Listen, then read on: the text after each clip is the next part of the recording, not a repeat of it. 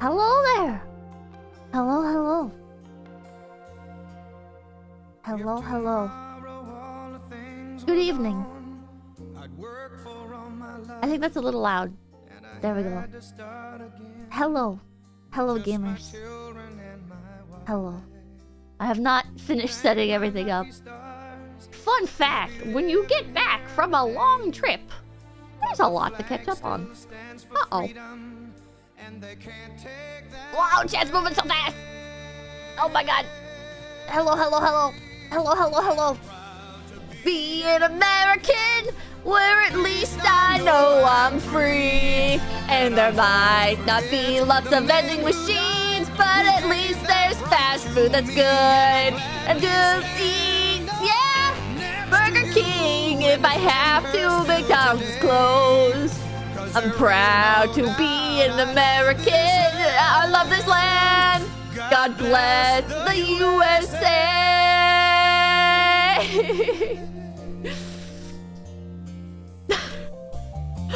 It's so good to be back. Oh, it's so good to be back, chat. Thank you so much for all the donos and stuff. I'll catch up with them in a little bit. Oh man. Oh man. It feels so good to be back. Okay, let's turn the music back down. Okay, not Detroit. No, not that one. Alright. So, probably a shock to nobody, but for OPSEC reasons, could not say it directly for a while, but I did go to New York. And I hate to say that I actually really liked it.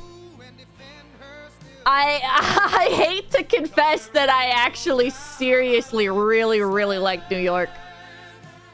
I went to New York City.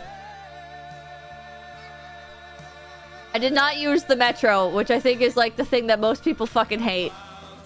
I know, I'm like, I'm having my worldview fucked up, man. I'm turning into a normie. I liked San Francisco and I liked New York. It's so over for me. It's so over. I still hate Portland. I'd like to at least say I still fucking hate Portland. Where the fuck do I put these alerts? Portland is so bad. But New York City... Also, I don't like LA. I still hate LA. I hate Portland and I hate LA. I like San Francisco. I like New York City. I think I'm starting to realize the places that I like are like the actually... Like, this is gonna sound like buzzwords, but like the places that are like actually diverse tend to be more interesting. San Francisco is very rich culturally with many communities.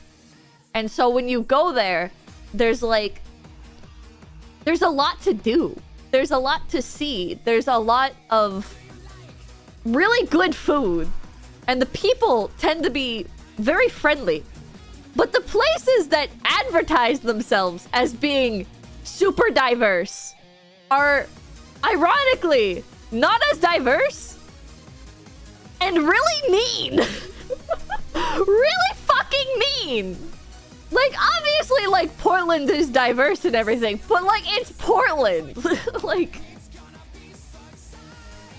I feel like places that, like, have to, like, pander to tourists, maybe that's what it is. Because, or they don't have to pander to tourists, but, like, it makes economic sense to pander to tourists, right? So you go somewhere and, like, those people are, like, they're pandering to tourists because they bring in a bunch of money, so they want to be, like, really nice and everything, right? The entire West Coast is just mean. I think the entire West Coast is just really fucking mean. I do think that's true. Every tourist hotspot is hell. I don't know. I'm noticing they tend to be more friendly. And then when you go to, like, the non-touristy parts, people are, like... they're amazed that you're there. So they're more friendly.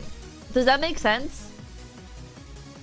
Like, when you go to a non-tourist spot in a tourist area, They're like so excited to see you. You're like, you're a mythical animal. Midwest is best. I have not really been to the Midwest. New Yorkers ruined NYC. I had so much fun. Oh, Pascal Saucer, thank you for 5 GPPs. Thank you, thank you. Thank you, thank you. Somebody donated 50 earlier. I'm gonna have to take a look at that. But oh my god, there's been so many donos. Jesus Christ, thank you guys. Thank you, thank you, thank you. Thank you, thank you for the warm welcome back. Nimbus, thank you for the gift sub to Philly and Derek, thank you. Dollar Rex, thank you. Happy to have you back. Tips, God bless. Pippa love, thank you, thank you. This is not patriotic music. I just realized the Paris Friday, thank you. JG Dog, thank you. Don't worry, Pippa, nobody likes Portland even compared to other cities you went to. I feel like because Portland has been like my big experience, I guess. Patriotic songs, playlist. It has like heavily distorted my perception of other people and reality. And we're back. The team is looking down the barrel. Why ad? Why ad? Why do I have ads? God damn it. My ad blocker's not working anymore. Bimbo, thank you! Jimson, thank you! Hey Pippa, how bad does Tenma smell IRL? Oh, Anna, thank you for the gift sub. John, thank you. Wolf and Wings, thank you. Crystal, thank you. Did you kiss any girls this time? No. But, update ad block? I guess I gotta. Craziest taxi, thank you. I saw the map today that said Northeast acts mean, but it's actually nice. As a Michigander, can confirm we're nice, just we're kind of overall over shit being awful. Well, I still stand by what I said about the Northeast being mean. It's just New York City is like an exception. Again, in my experience, I think overall the Northeast is full of. How do I sum up their personalities? They're just really fucking smug. Northeasterners are really, or Yanks are really, really smug. And like, I don't know, I feel like it's the same thing with like the West Coast. Very, very smug, very like, they're not getting enough sunlight, so like their vitamin D levels are low, which contributes to like clinical depression. So everybody's fucking miserable. This is thank you. Did you ever get that companion? No. Trying to think of like what else to say. Like there's so many things to say. It's hard to like break it all down. I think Uruka's gonna do like a timeline of everything. Californians are also extremely entitled. I know! That's why San Francisco was so surprising.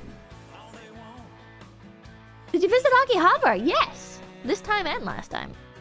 We have to pay 4K in rent a month. You are nothing like us. We are better than you. Yeah, I'm the idiot for not paying 4K a month. Nick Lex, thank you. How much JoJo stuff did you get? Quite a bit. Quite a bit. Mysteria, thank you. New Yorkers are mean, but don't pretend not to be, so they're somehow nicer than other New Englanders. Maybe that's what it is. I don't know. Edwin Orlando, thank you! Thank you, thank you! Hey Pippa, that was a great performance at ANYC. I'm happy to see the funny ranting neat rabbit transform into an idol performing on stage. Proud of you, Pips. Thank you, thank you. That was a lot of work. Fun fact, we don't get paid for that. We don't... Neither staff nor talents, I should clarify. It's not like staff is like taking all the money from that. It's nobody on our side gets paid for those. That's like entirely a for the experience thing. You get a trip to Japan? Yeah, I get a trip to Japan paid for by staff. Which means it's another thing that's out of staff's pocket. No one profits? That's pretty fair to say, I think. That's pretty fair to say. It's a form of advertising. Yeah, it's a form of advertising. The fan profit, Spawn profits. Spawn's not profiting either, really. Spawn has been exceedingly generous working with FaZe Connect. They're not making any money off of us. It's like we're like collaborating with each other for advertisement's sake. So for those of you who don't know, who is I guess like the individual employees getting paid to do their job over at Spawn. But like Spawn as a business, how like, okay, like cracking open the secret formula here, or the pulling open the curtain. So Spawn is, for those of you guys who don't know, Spawn is the company that we're working with to do like the 3D tracking and everything. So how do I say this? So like Spawn helps us with the tracking, and like they do like all the concert production, all the stuff like that. They set up the stage for us. They don't give us like the models or anything. We have to bring those to them. But they also do like quality control for that stuff. And who made the money? Anime NYC? Yeah, Anime NYC, unironically. But try not to violate any contracts. It's not that like I can't speak about this. It's just like hard to explain. Dusty, thank you. Monk Choppa, thank you. Oh, cool. It's Feetkin. I mean, Pip Feet. I mean, ah! So, Spawn does like all the 3D stuff with us. And they have like a lot of staff that makes everything work. The 3D tracking stuff is not like, there's a person that puts the tracking on us. There's a person that, there's like multiple people that control the tracking stuff from the computer. There's people that are in charge of like keeping us hydrated and providing like anything that we need, basically. Like they go and get food and stuff like that. Anything that we need, there's a few people that are dedicated to that. There's the translator that Spawn hired. There's like a lot of people. There's a lot of people. Oh, here, I'll pin that. You can still buy tickets. But yeah, so they have a lot of employees to pay. And then on top of that, oh, hello, One Leaf. And I saw Hina's in here as well. Hello, Hina.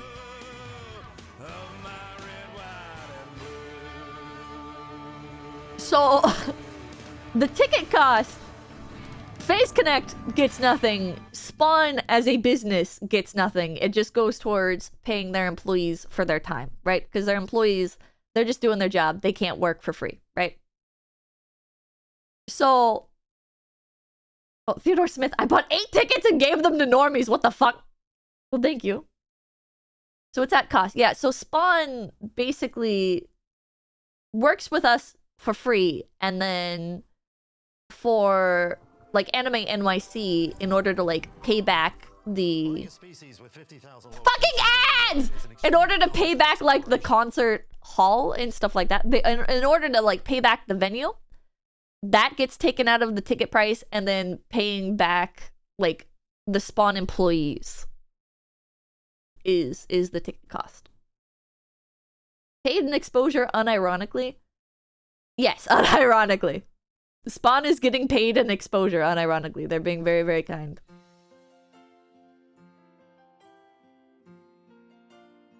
And hate. Freedom isn't free. But you got paid, right?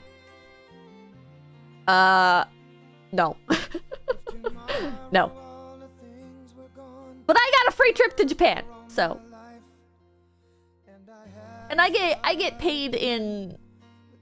I almost said exposure, unironically. But, like, I mean, that is, like, what it is, right? Like, that, like... If they, like... gave a percentage to the talents that performed in it, it would not be enough to cover the production costs.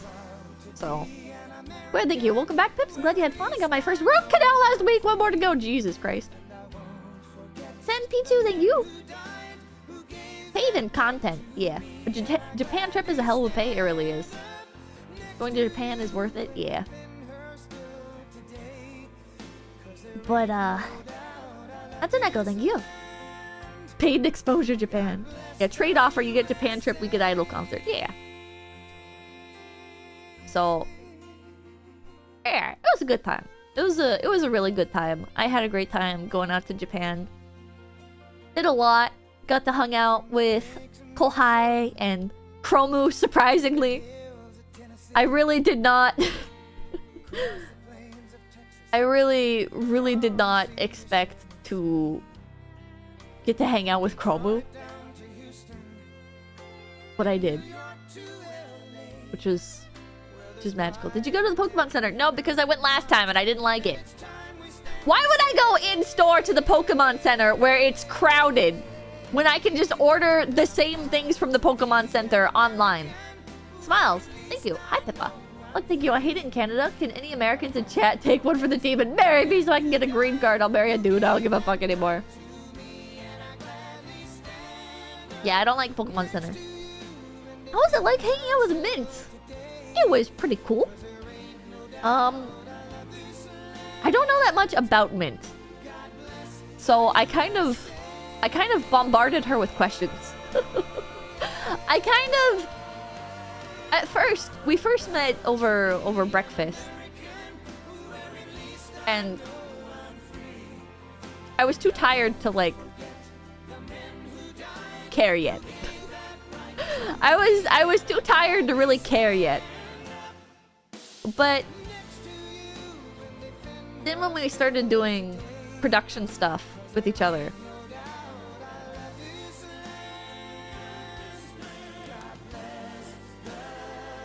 I asked her so many questions. I asked for all the tea, all the everything. I just bombarded her. I just bombarded her with absolutely everything. As you should, honestly. I was like, I'm not missing this opportunity. Astria and Natura, thank you. I hope your trip went well. You're an amazing idol. Thank you. And to my surprise, she answered like literally everything. She was very, very kind to me. Very, very kind. She was very kind to me, answered like all of my questions about everything. I mean, within reason. I didn't ask anything like insane, right? I'm not like I wanted to be like, how much did you get paid? But I did not ask that. I managed to show some restraint, believe it or not. Patriotic songs for Independence Day. Patriotic sing-along. What are these? Patriotic country? 30 most patriotic country songs? Is there just like patriotic in general? Patriotic songs. Playlist. I misspelled playlist. Oh well. This one looks good.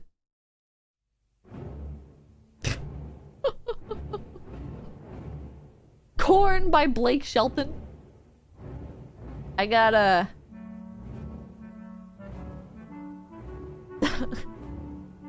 I got something with, I think, Warhammer on it. I think Warhammer.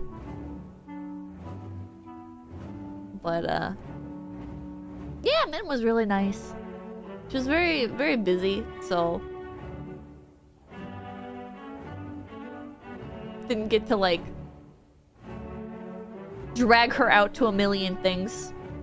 But that's okay, because I dragged out my 𝐒𝐲𝐢s and coworkers to a million things. Uruka, in particular, got the brunt of the bullying. I dragged Uruka out so many places. Excellent, thank you. How did the Mint collab happen? Like, did Sakana contact her? Yeah, Sakana reached out to her. Space Guy Ride, thank you. Hey Pippa, great show. I really hope I get to see more Face Connect 3D shows. Did you get to see the footage of the live audience in their death circle? I have not watched it back yet. Nick the Dick, thank you. Country songs are either about patriotism or NTR. What the fuck? Wait. Hold on.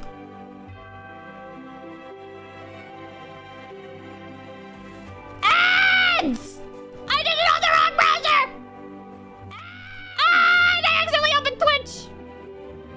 Hold on. I went to Disney! I was about to say the song is kind of Disney coded. I went to Disney. I had a bad time. I went to Disney Sea. I knew I'd see her around.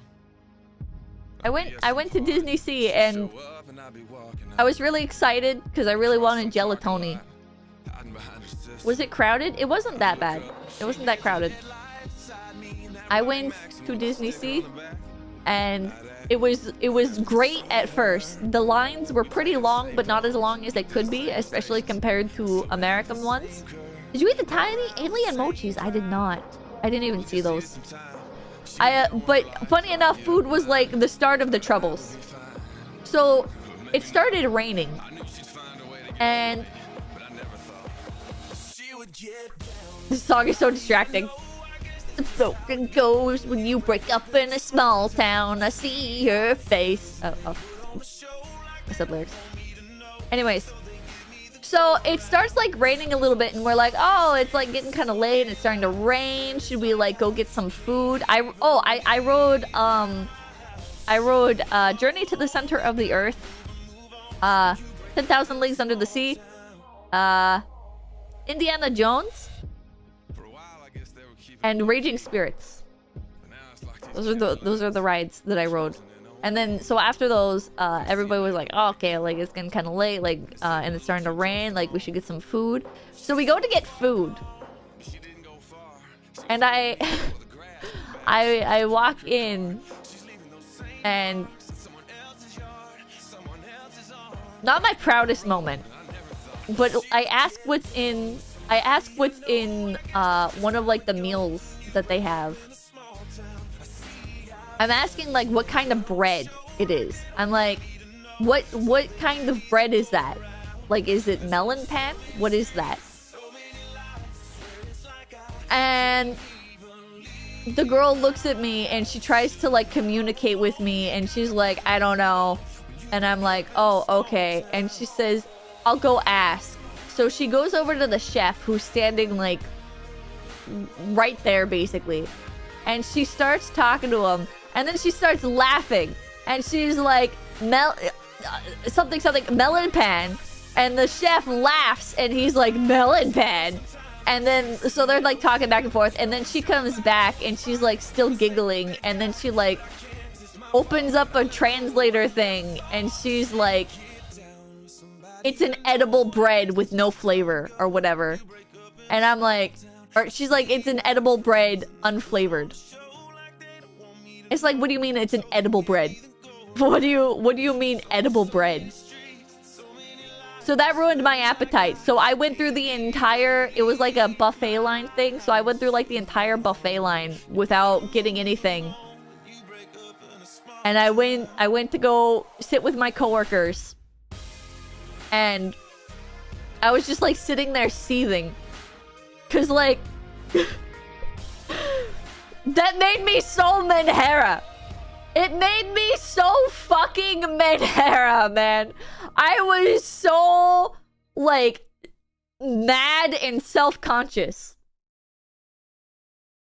Like, them, like, standing there giggling with each other, melon pan, and looking back at me, I was like, no. No. You're not getting my business. So I was just trying to ask what type of bread it was. Like, I'm sorry Japan doesn't fucking differentiate their types of bread. I'm sorry Japan only has fucking white sweet bread. Because that's what they use for fucking everything. I'll complain, thank you. One guide by chef. I just wanted to know what kind of fucking bread it is. So, it's obviously not melon pan. But it was shaped like melon pan. It was a round bread that was like mostly cooked on the top.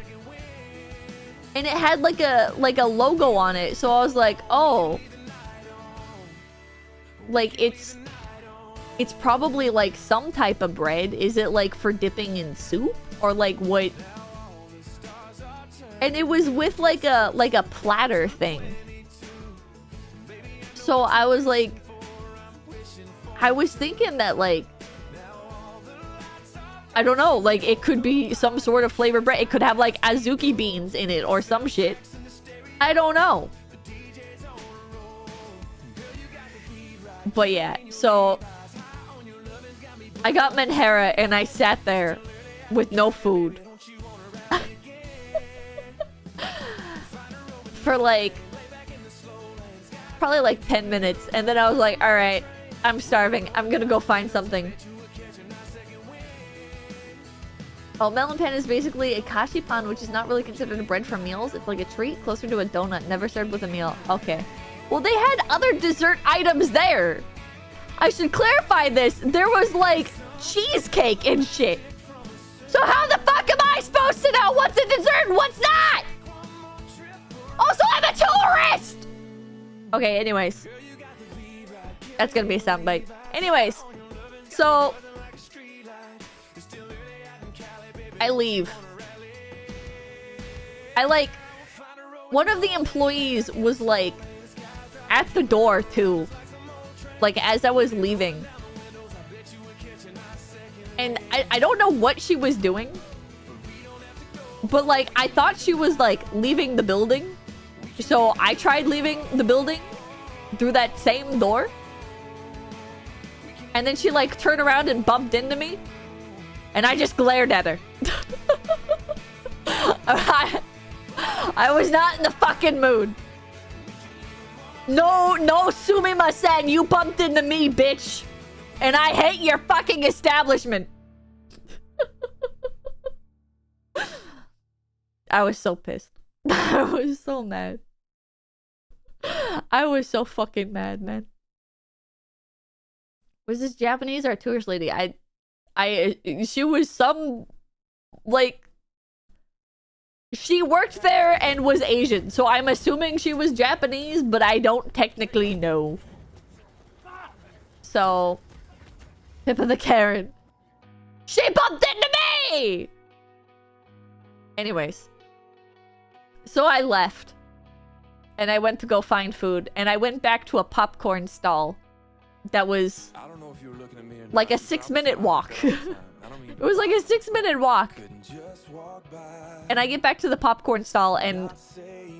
it's like raining pretty hard now. And it's closed. It's fucking closed.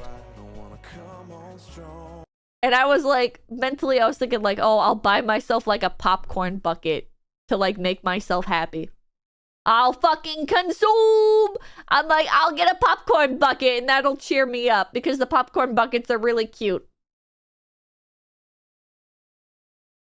Closed. Closed and it's raining and it's windy.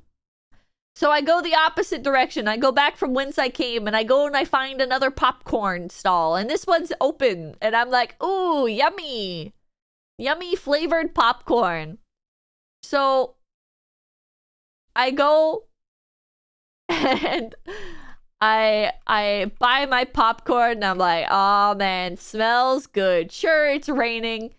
Sure, this popcorn bucket looks like shit. But like I got some food, right? It was stale. It was incredibly stale. Like, not even a little stale. It was like very, very stale. So I go and I sit on a bench. Oh, wait, I also buy a drink. that I thought was water. It was not water. It was like discount Pocari Sweat with Disney branding on it. It tasted bad. So I sit on a bench in the rain with like this little umbrella over me that, quite frankly, is not blocking anything because it's windy. So all the rain's just smacking me. I'm sitting in the rain, eating my stale popcorn, waiting for my coworkers to get done eating. And I'm doing something that I don't realize will come back to bite me. But that's wearing open-toed shoes and walking through puddles. So I won't realize it until later that day. But when I get back to my hotel room, my feet are stained black! My feet were stained black by the puddles at Disney Sea! Ah! Ah! It was so gross. It was so bad. How did you not feel the water? I did. I didn't expect it to stain my feet black. I didn't expect... I like, slipped off my shoes and, like, my toes were clean. So I didn't notice. Oh. But then I take off my shoes. Oh god, my tracking's dying. Why is it freaking... Why is my phone freaking out? Why is phone? Please stop freaking out. Overheating? It's not overheating. I think the connection is just bad. How black we talking? Like ink? It was like... Imagine somebody took, like, black chalk and ground it up into a powder, and then you walked through it, and then you got your feet wet. It was pretty bad. It was pretty bad. And I tried, like, scrubbing my feet, and it took a lot of goddamn scrubbing. Zachary Rollick, thank you. Welcome back to the greatest country. Thanks for the sad girl story. Truly a phase experience. For the Venom, thank you for 5 GPPs. David, thank you. I'm sure chat will be willing to clean them for you. Jesus Christ. It was pretty bad. I remember then we were like going through the gift shops and they were like cram-packed full of people. The gift shops were like so packed full of people and we had to like walk through the main park entrance because the trains were down due to weather. Jill Brzezinski, thank you. So we lost like an hour of time at the park total just due to the shutdowns. Is Japan as expensive as people say? I feel like most people say it's cheap. Goodbye, thank you, Pipkin Pippa, and the terrible, horrible, no good, very bad day. It was...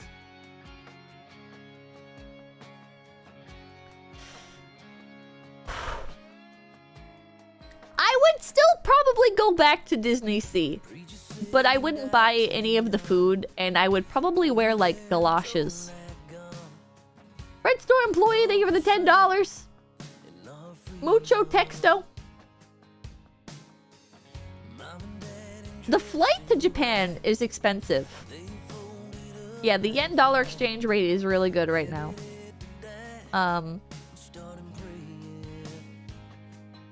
Was the food expensive? No, food's pretty cheap in Japan. Food's cheap and good in Japan.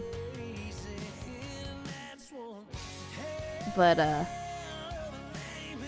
touristy stuff in Japan is expensive. It was like $66 for a ticket to Disney, which is...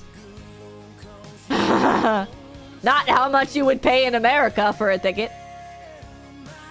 Actually, how much is a ticket in America to Disney? Hold on. Camille, thank you. Any chance you'll still do the Magic the Gathering Blue Moral box? Yes, I have it scheduled already. I have it scheduled for next week. $100? $200? Hold on. Let me look it up. Disneyland tickets. Let's see. So $66 for a ticket to Disney Sea. A ticket to Disneyland is $250. Although that's for a 3-day. I only went for 1 day. How do you buy a 1-day ticket? Oh, they start at $96. A 1-day park ticket is $96. After taxes, it's probably going to be over $100. Versus buying tickets to Disney Sea. Like, after taxes, it was like 60... I think it was $66. It was pretty cheap. $100 a day, not including parking.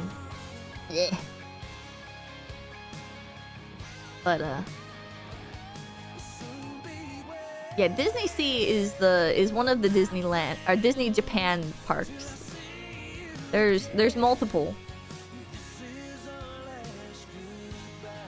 Actually, I don't know if I'd go back to Disney Sea because I like if I went back to Disney, I'd want to go to like the other park, one of the other parks that are there. But makes sense. USA and Disney be like that. Cheaper than I thought, honestly. Yeah.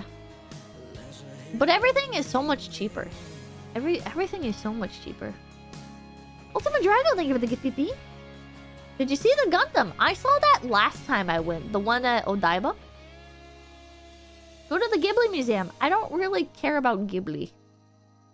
Is that sacrilege? Is that wrong, chat? I don't really care about Ghibli. I think it's cool. Still 710, thank you for the tier 3. Thank you, thank you. How would you compare Tokyo and NYC, having visited both back to back?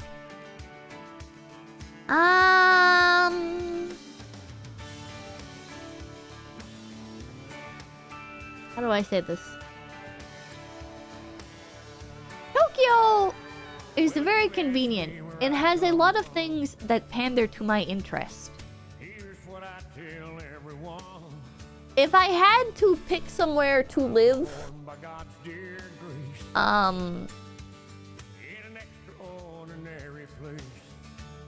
and I wasn't a YouTuber, I would probably pick Tokyo.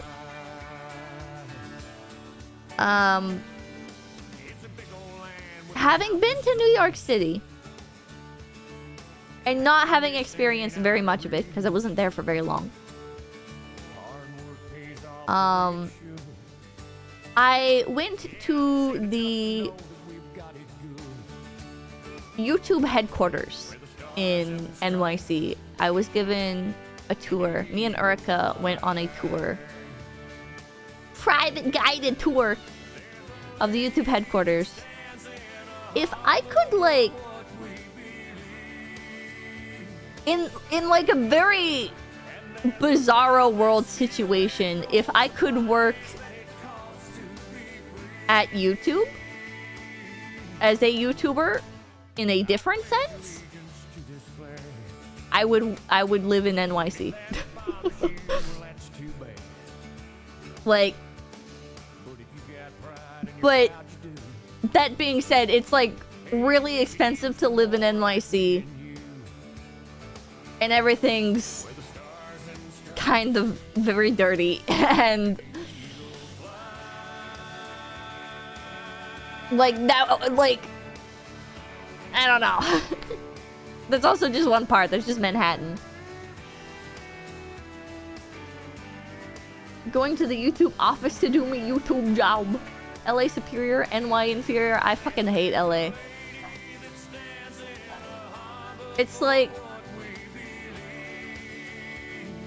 if I had to pick something to just live in, like, okay, hypothetical, I'm a live streamer still, and I make, like, a fuck ton of money so I can pick wherever I want to live, and I can live there comfortably. To love my wife and raise my kids. Hey, the same way that my daddy did. I would pick NYC, I think.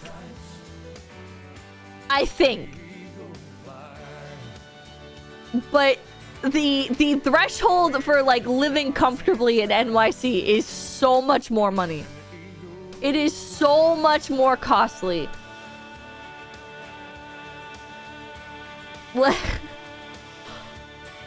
Okay, pros and cons, chat. Pros and cons. Pros about Tokyo. I have coworkers there. It's a beautiful city. There's so much to do that aligns with my interests.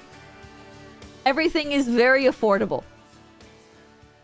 And I really like the culture there. I really like the people leave you alone, you leave them alone. Everything is pretty orderly. Unless you're in like the really busy districts, which fucking sucks. I don't want to be like absolutely swamped in people. I hate Shibuya. I hate Shibuya with a passion. My least favorite part of Tokyo is probably always going to be Shibuya. I don't care what part of Tokyo I go to later. Shibuya is fucking bad. I hate it. I actually hate Shibuya. Like, if I went to Tokyo and Shibuya had been my only experience, I would have never gone back to Japan. Because I fucking hated it. Pippa and Roppongi, I like Roppongi. JP, thank you. Glad to have you back. It's a pity that the Rent-A-Girlfriend stream didn't happen. Unfortunately. Shibuya is so bad. For those of you who don't know, Shibuya is like... How do I explain this? It's like the most busy, most American, full of tourists part of Tokyo. It's like... It's where all of like the businessmen go to drink and stuff. It's like... I hate it. I really hate it. Shibuya or Shinjuku? Shinjuku is similar. But there's more to do. Like, Shibuya has nothing for me. Right? Like, purely from my point of view, the things I would like, the things I would dislike, the places I'd want to live, the places I wouldn't want to live. Shinjuku at least has stuff that interests me. Even if it's like a more seedy place and it has like homeless people everywhere and is like kind of gross. I would rather be in Shinjuku because there's stuff to do. You would hate Shinjuku at night? I've been to Shinjuku at night.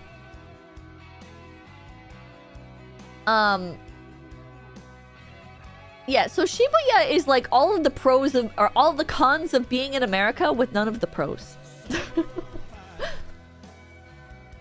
all of the cons of America with none of the pros. Shibuya or LA? LA.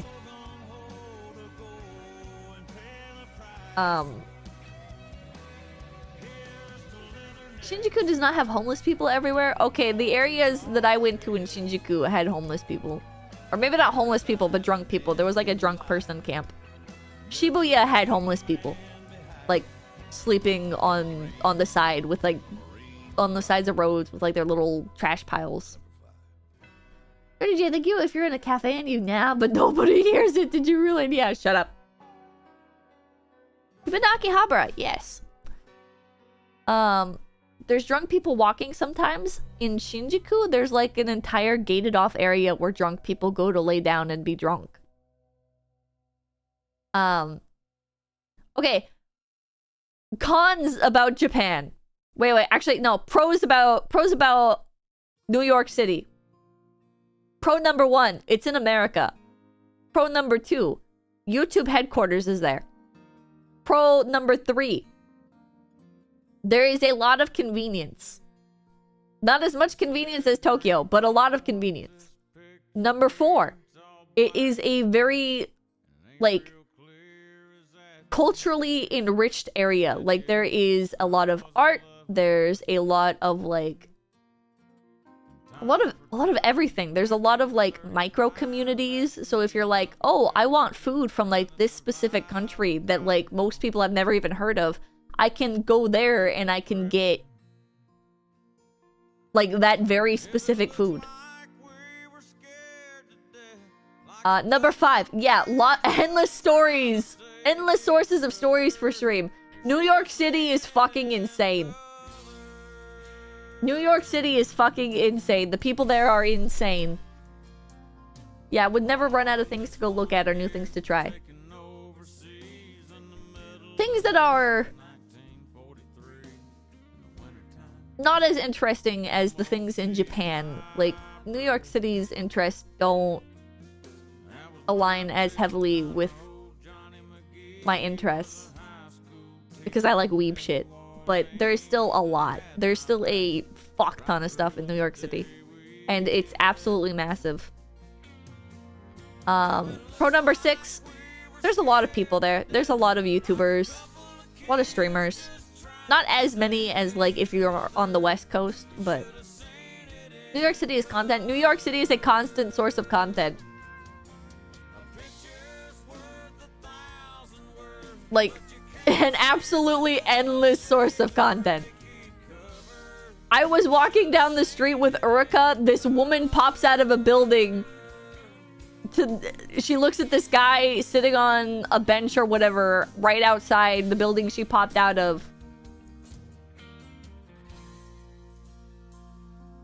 God, I forget exactly what she said now, but it was something like she pops out of this building, she looks at this guy sitting in front of the store, and she's like, "Do you want to buy a ginger ale?" Or some shit like that, and it was just like the most random. It was just the most random, insane shit.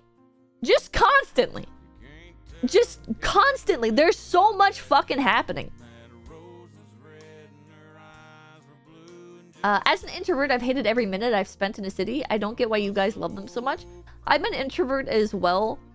And I will say that's one pro that New York City has over Tokyo. Because although people tend to leave you alone in Tokyo,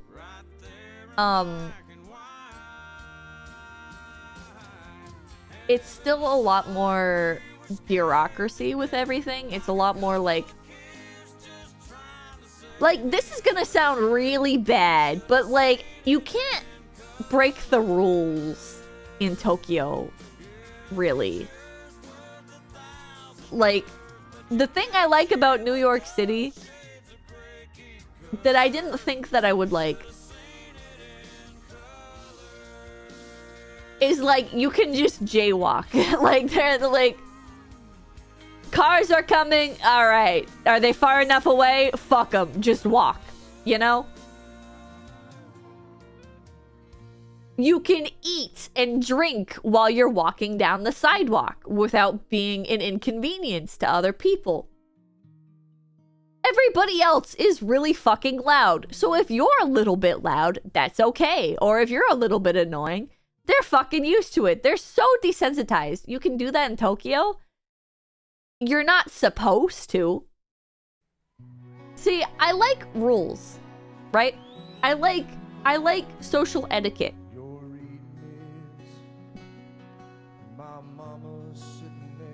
That being said, there are no open container laws in Japan, so you can drink outside. Yeah, but, like, you're an asshole if you do. Yeah, thank you! Thank you, thank you. Like, New York has no etiquette. Yeah. Like, I mean, like, don't jump out in front of other people and don't, like, fucking push other people over, but, like, people are pretty friendly. So, You like rules until they inconvenience you? I like rules when they're like...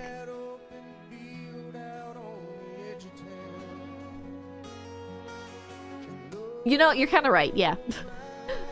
I feel like the rules wouldn't be as frustrating in Tokyo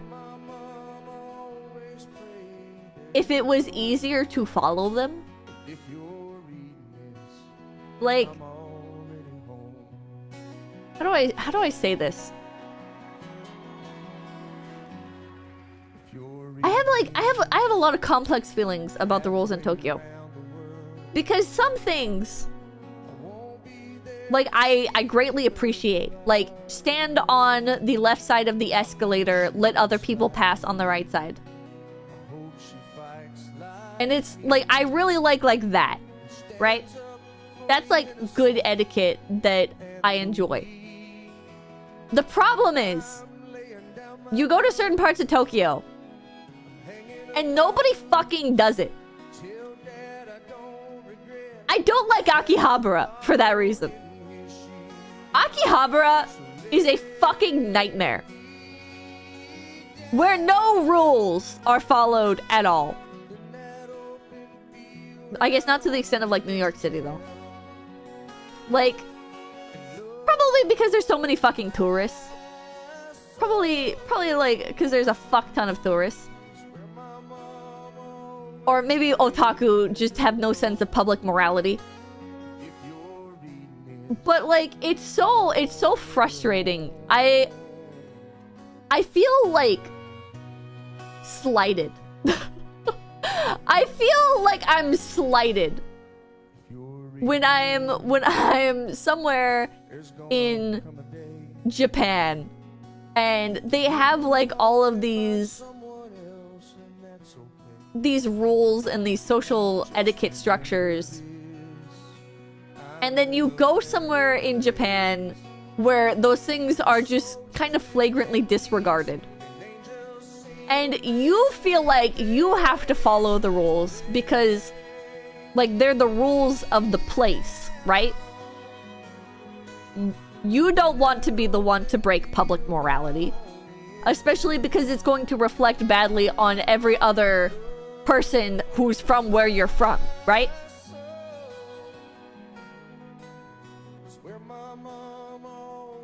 So, you sit there trying to do your best to follow all of the social etiquette guidelines. And then you're just surrounded by all these other people in, like, these shittier areas, basically, that flagrantly disregard it, and it's kind of mind-breaking. I would rather be in New York City, where there are no rules and everybody's kind of annoying, because it means you can be kind of annoying at times as well, right? There's a difference between what nerds say are the social rules and what the actual social rules are. You don't have to follow "this is my first trip to Japan" rules that they tell you. Okay, but, like, we have Japanese people in the company, so this isn't like, oh man, I read a guide online and I'm gonna be, like, the #1 gaijin. This is like, I have people, like, telling me what is and isn't proper etiquette. Like, so, like, the no drinking thing. You are an asshole if you drink something where, like, people are trying to go to work and stuff, right? Like, if you're walking through somewhere. Have a good day at school, okay? What the hell? How do I explain this? So, like, if you're going through somewhere where people are, like, busy walking, and they're like, there's, like, a risk where, like, if you spill or whatever, it's going to be, like, Papa can't. It's a fucking video, chat. It's a music video. No drinking outside or on the train station, or in the train station. You have to sit down and eat and drink your food. Yes. Just say Iori told you, but it's not Iori. I didn't meet Iori in Japan. The difference between it being kind of rude and being a rule. You're a gaijin, you're expected to break those taboos anyways. But why would you... Why would you do that? Why would you do that? Arclight, thank you for the $100. The concert was awesome, Pippa. Your work with the choreography is really paying off. We missed you. Thank you. Edwin Orlando, thank you for the $100. Hey, Pippa, that was a great performance at AMYC. I'm happy to see the fun, ranting, neat rabbit transform into an idol performing on stage. Proud of you. Thank you. I think I read that one already. I'm not sure. You shouldn't do that intentionally. Like, why would you? This is something that I disagree with my chat a lot on. I think, like, surprisingly enough, like, I know I'm somebody that, like, has very bad social tact and everything, right? I say a lot of shit that I shouldn't. But I don't think you should intentionally inconvenience people. I don't think you should be a burden on society. I don't think that just because somebody has asked you to do something or asked you to not do something, that you should be a contrarian about it in order to make apparent your ideals of freedom or whatever the fuck, right? I believe in freedom. The freedom to say and act and do what you want. But I also prioritize being nice to people. You know what I mean? Yeah, just because you can doesn't mean you need to. Right? Like with the Uma Musume thing, right? The people that run the game are borrowing the IP rights from people that own the horses, right? And the people that own the horses don't want pornography drawn of their pets, right? I can empathize with that. That makes sense to me. So, I don't, like... You would have to go out of your way to commission porn of the horses, right? It's not something that's inconveniencing you. You know?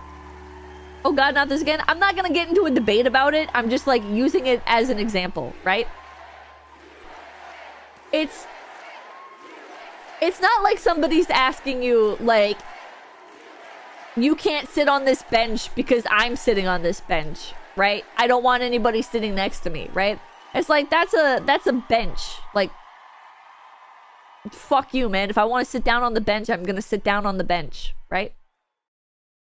Versus, like, oh, somebody asked me to do something or asked me not to do something, and it's literally of no trouble to me. Like, why would I go out of my way to disrespect that person, right? I just don't think... I don't understand that. Right? That doesn't click with me. Why would I go out of my way to be discourteous to somebody? So same thing with, like, the Uma Musume. I don't... Like... Don't get it. Arclight, thank you. I thought being an asshole was your patriotic duty. People have no respect for things they don't care about, which is sad. My hot take about Americans... or a lot of people on the internet in general, is we're so used to, like, fighting the power constantly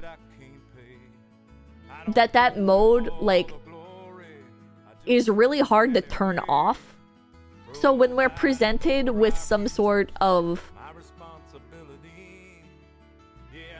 not even moral obstacle, but just, like, moral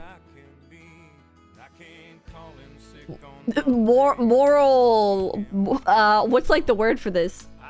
Like, test of morality, we are so inclined as heavy internet users to take it as a challenge to our morality rather than just an opportunity to comply with or ignore, I guess. being contrarians for the sake of being contrarian. Yes. That's like a much better way. But is bootlicking, if being like courteous to other people is bootlicking, yes. This is another, okay, here's another example. Like, with people call me a bootlicker a bunch because I'm like, yeah, if a cop like pulls you over, like, just be nice to him. If that's bootlicking, I'm a bootlicker. I don't think you should get into a fight with a cop just because they pulled you over. Like, they're just doing their job. And it doesn't make any sense to piss off the cop who pulled you over because you're just gonna put yourself in a worse situation. Yeah, why would you escalate it? It costs you nothing to be nice to the police officer. But I had so many people during the body cam streams where it's like, no, I don't have to give them my ID. And it's like, well, you might not have to give them your ID, but also what do you gain from not giving them your ID? This cop is not like adding you to a fucking top secret government database where he's tracking literally everything that you're doing, and you, by fighting against showing him your ID when he pulled you over, is going to validate your sense of integrity and freedoms and blah blah blah. Like, bro. Like, he pulled you over, like, just show him your ID. Like, just be polite. And if they start like doing things that are actually a problem for you,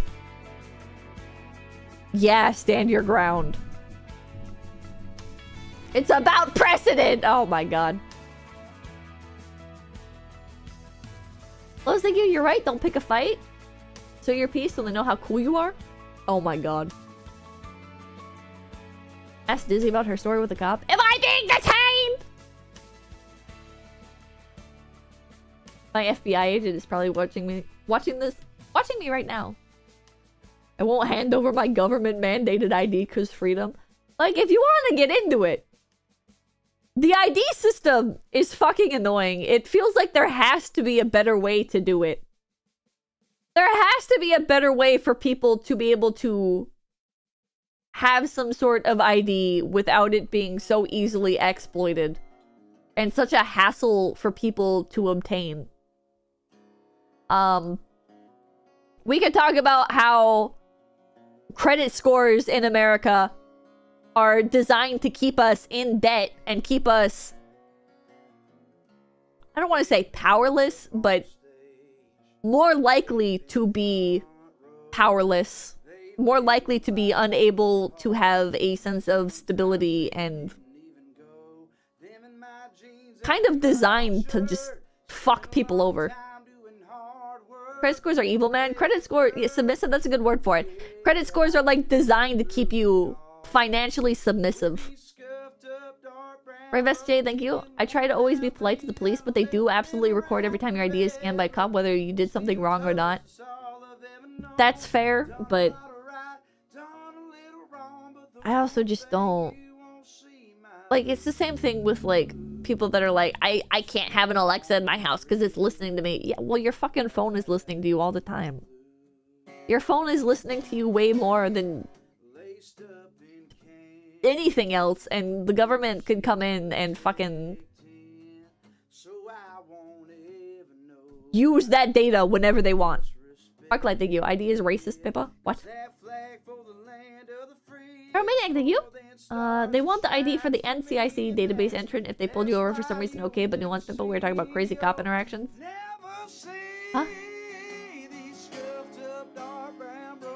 Record is kind of a strong word. It definitely gets recorded, but police record keeping as a rule suck. Missing number, thank you. Hi, Pippa. Same people have social media accounts too, yeah. Jokes on them, I don't talk around phones. All my phone hears are Pippa noises. Flock cameras also record your every move now when you go past one. They're in every city now. Oh. Denpa's kind of glowing right now.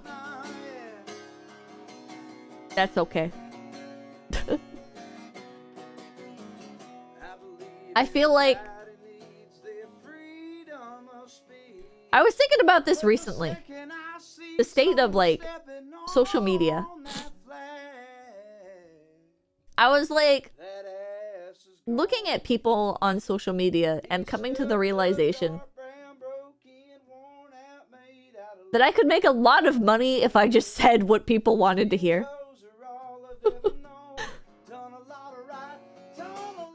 It was... I don't know. It reminded me of Blair White. I remember Blair White. She's somebody who actually believes what she says, right? So she recounted her stories of... One time she recounted her stories of, like, having gone on, like, all these talk shows and everything, and like meeting a bunch of other, like, political YouTubers and everything, and people, like, basically, like, asking her if she actually, like, believes that stuff and everything, and, like, basically, like, breaking character. Like, other YouTubers and political commentators and stuff breaking character when they talk to her. And it was like...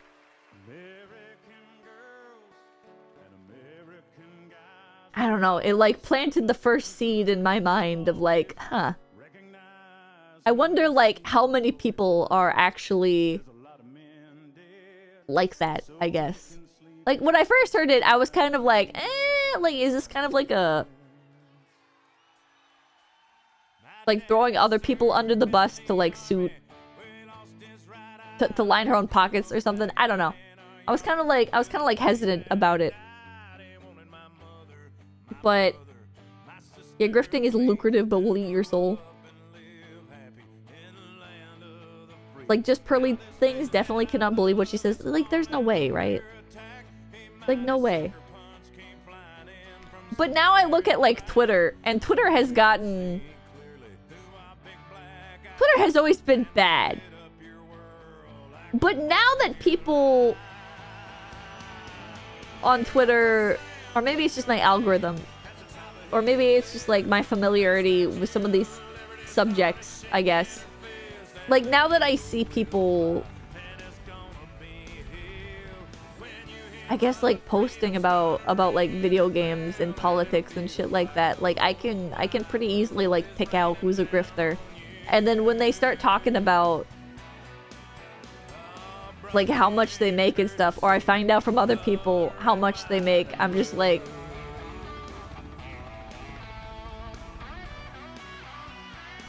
my life would be so much easier. My life... Jesus Christ. Twitter has just gotten bad.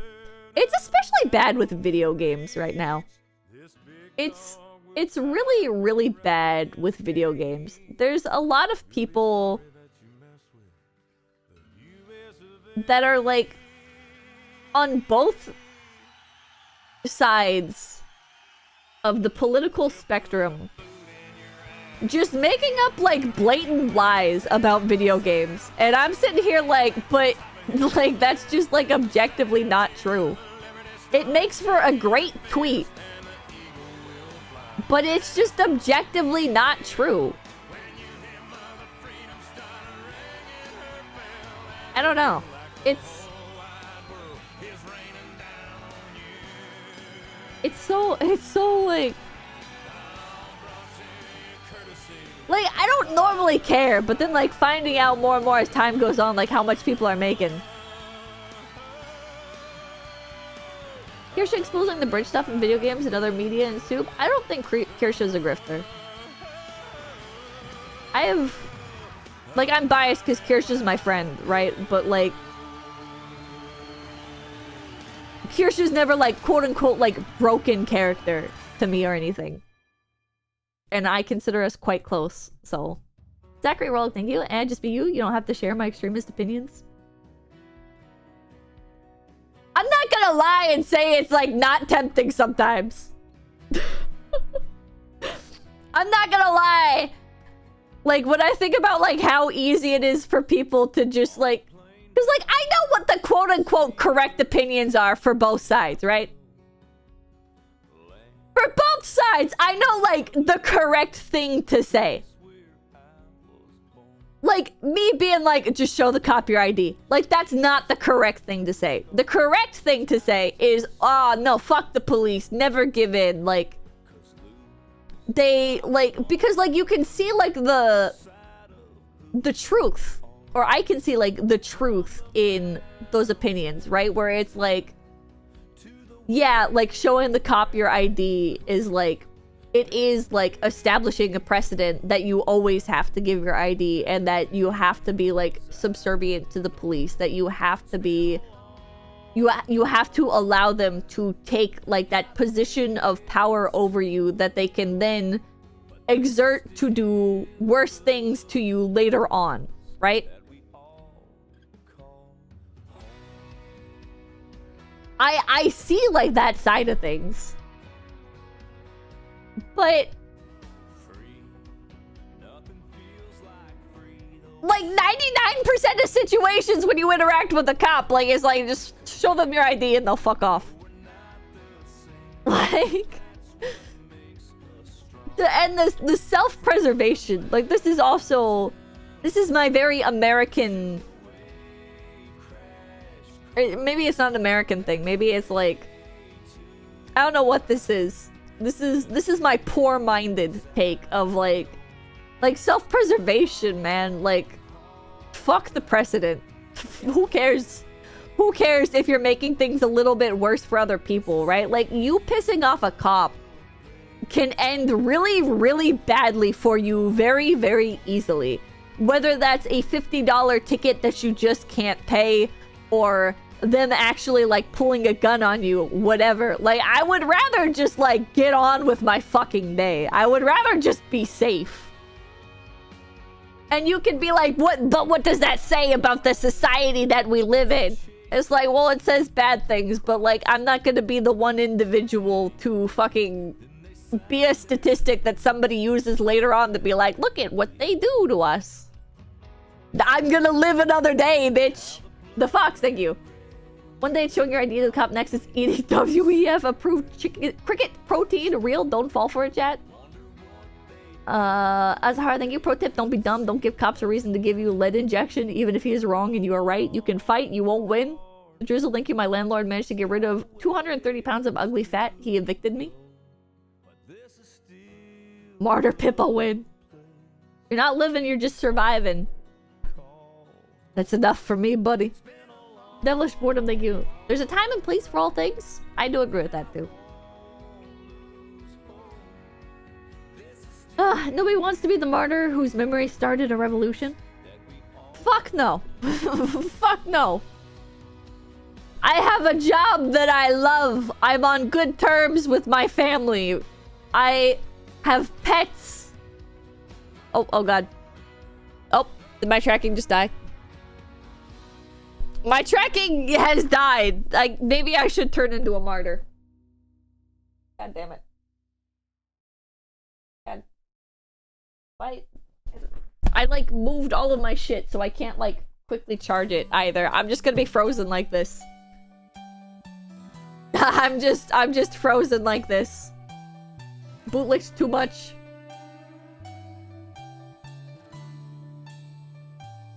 But easy sue for millions. You're right about not making a standard traffic stop into a bigger issue if you're in the wrong, but we shouldn't accept that we need to allow cops to do whatever because they could kill us either. Well, yeah, okay, obviously on the extreme end of things, don't let a cop rape you because he could kill you. Alright? Like, if you want to get, like, extreme with it, yeah, don't let the cop drag you by the neck of your shirt out onto the pavement, curb stop your face, and then, like, fucking make you do, like, the drunk walk even though you're not drunk or whatever. Like, yeah, no shit. Like, if you want to get extreme, Good to know, I'll write that down. What if you go to jail, though? Well, that's part of why you, like, just give the cop your ID, so they hopefully don't just send you to jail.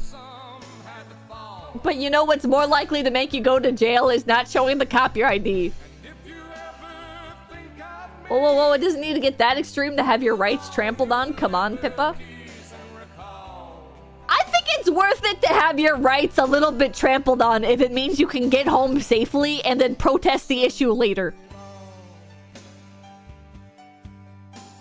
Epoxy, thank you. The thing is, some of your fan base would be dumb enough to run from the cops and act surprised when they get pulled out of the car.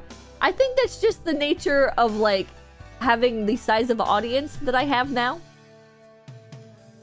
I think that's just a statistical thing. I'd like to say that my viewers as a whole are not dumb enough, right? I don't think my chat culture is so fucking stupid that they're gonna run from cops. I think my chat culture is very stubborn. I think my chat culture is inclined to not show the cop their ID. But I don't think running from the cop is the thing. Andy, thank you. Protest in court later when you win a big settlement from them trampling on your rights? Yeah. Can't run, I have a bad knee. But also, chat reflects the streamer, and I'm really fucking stubborn. Just with different shit. Don't underestimate us, Pippa. Isn't most of your chat pro-cop?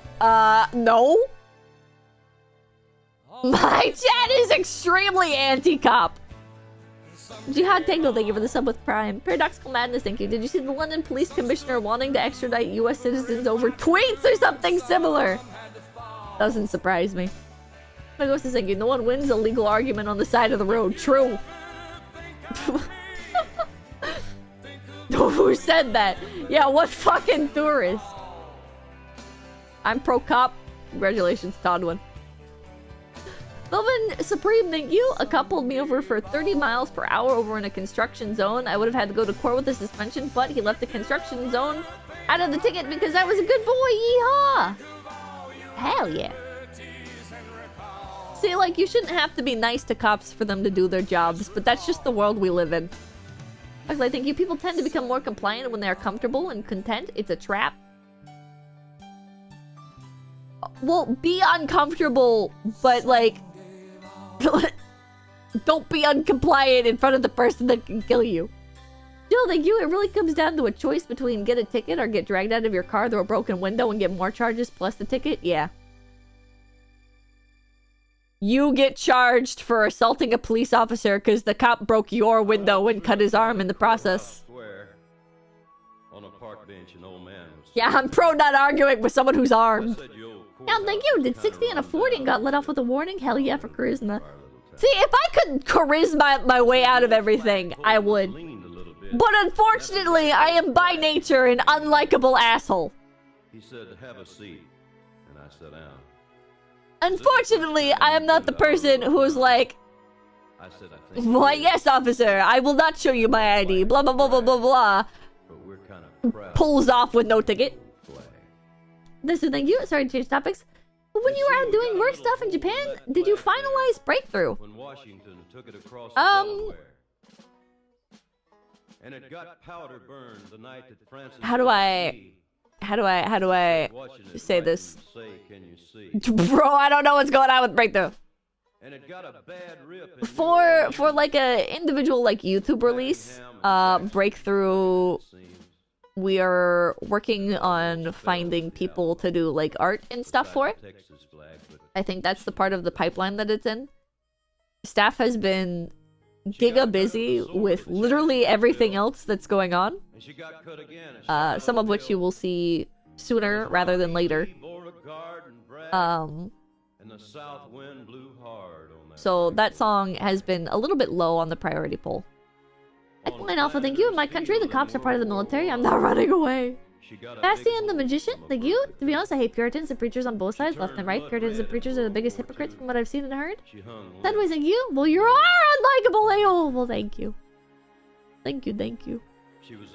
Speaking of which, I have a thing to do At 9 p.m. From our ships upon the briny foam, I don't know. and now they've about quit waving. I think I just need to be there at 9 p.m. I don't think I need to leave sooner. She's been burned, dishonored. Hey Chad, Pippa, hope you're having a great stream. Thank you. Chip, thank you. My favorite PNG streamer. Thank you. Regular Ziggy topic. Police, Pippa. And she's getting threadbare and she's wearing thin, but Go take care of it. I'm just gonna wait until I get a DM. And then if they're like, Pippa, why didn't you show up? Blah, blah, blah, blah, blah. I'll be like, because it said 9 p.m. on the thing. So we raise her up every morning, You told me 9 p.m. I showed up at 9 p.m. Tell me if you need me earlier next time. I don't think they'll do that. On second thought, I do like to brag. She's gonna leave us! Not anytime soon. I'll leave at my normal stream time, I think. Unless I get a DM. Yeah, no DM, no worries. But, yeah, the Google headquarters was insane. The Google headquarters was kind of fucking insane, chat. Like, super insane. Elon, thank you. If I could get a job at YouTube working as, like, a partner manager, I would so do it.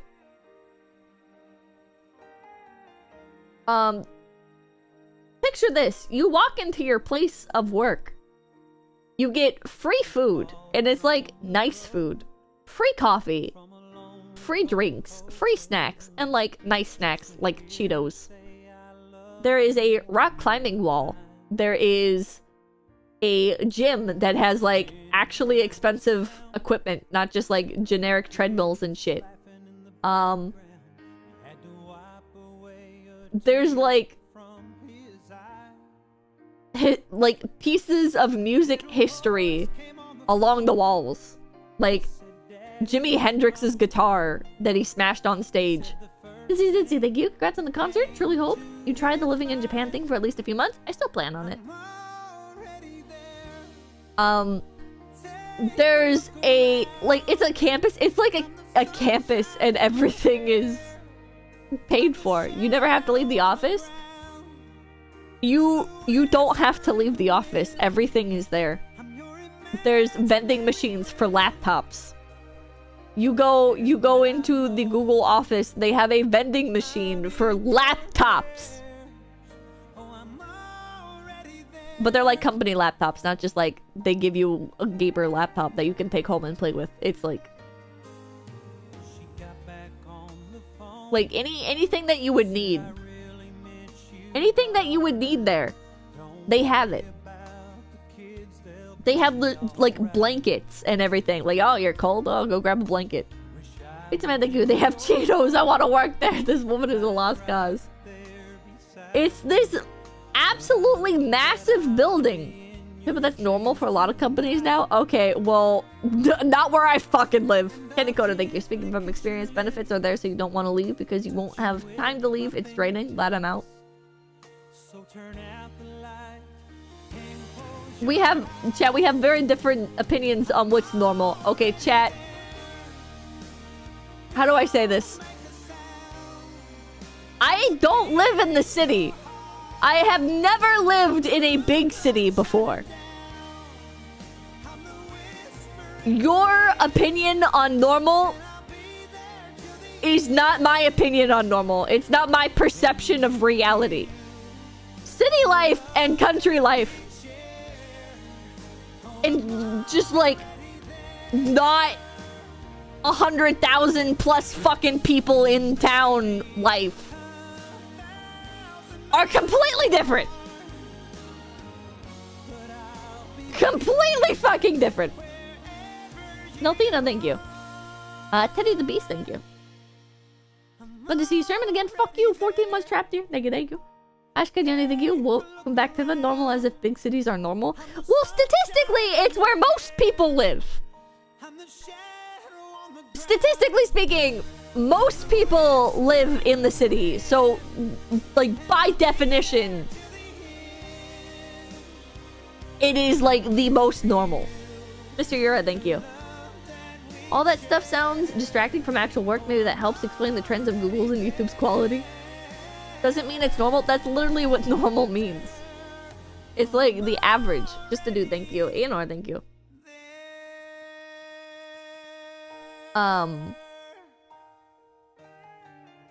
So why Pip frozen? Because my trucking died! My fucking trucking died! I'm stuck here in purgatory with a fucking trucking! RNG, thank you. Pip and my job has free ice water, free suntans, and a free workout. Just have to slave away outside. Okay. But, normal can be artificial, though.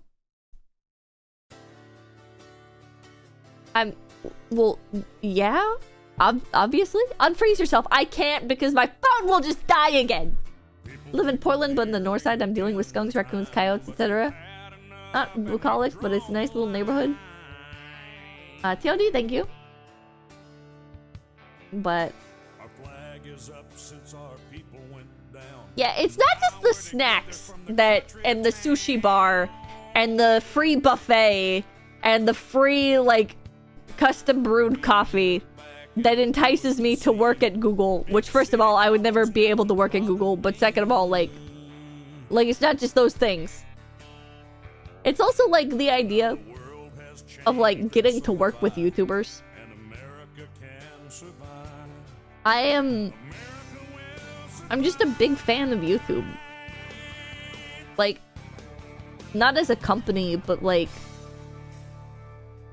all I've ever wanted to be is a YouTuber, right? Like that's been my goal, my unattainable dream. A lot of people are like, I want to be an actor when I grow up, but it's like an unrealistic dream, right? That they don't like really believe in. It's just like a fantasy.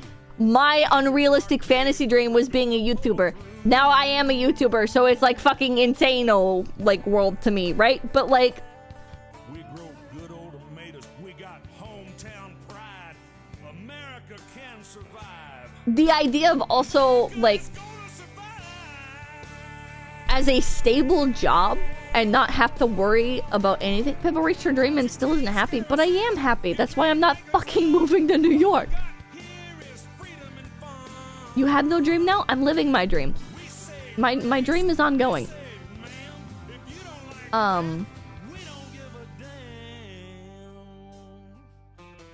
Like, as like a stable job, being able to like work with YouTubers and like help them with like analytics and stuff, like that would be a fantastic job. I don't think it would pay enough to sustain living a comfortable life in New York City. I really like living in low cost of area, living in a low cost of living area as a YouTuber, because it's like I live with my parents. Like if anything ever goes wrong, like I'm not out on my ass. You know what I mean? Bubblegum gun, thank you. Let's get some Shinji congratulations in chat. How much would that even be? I don't know how much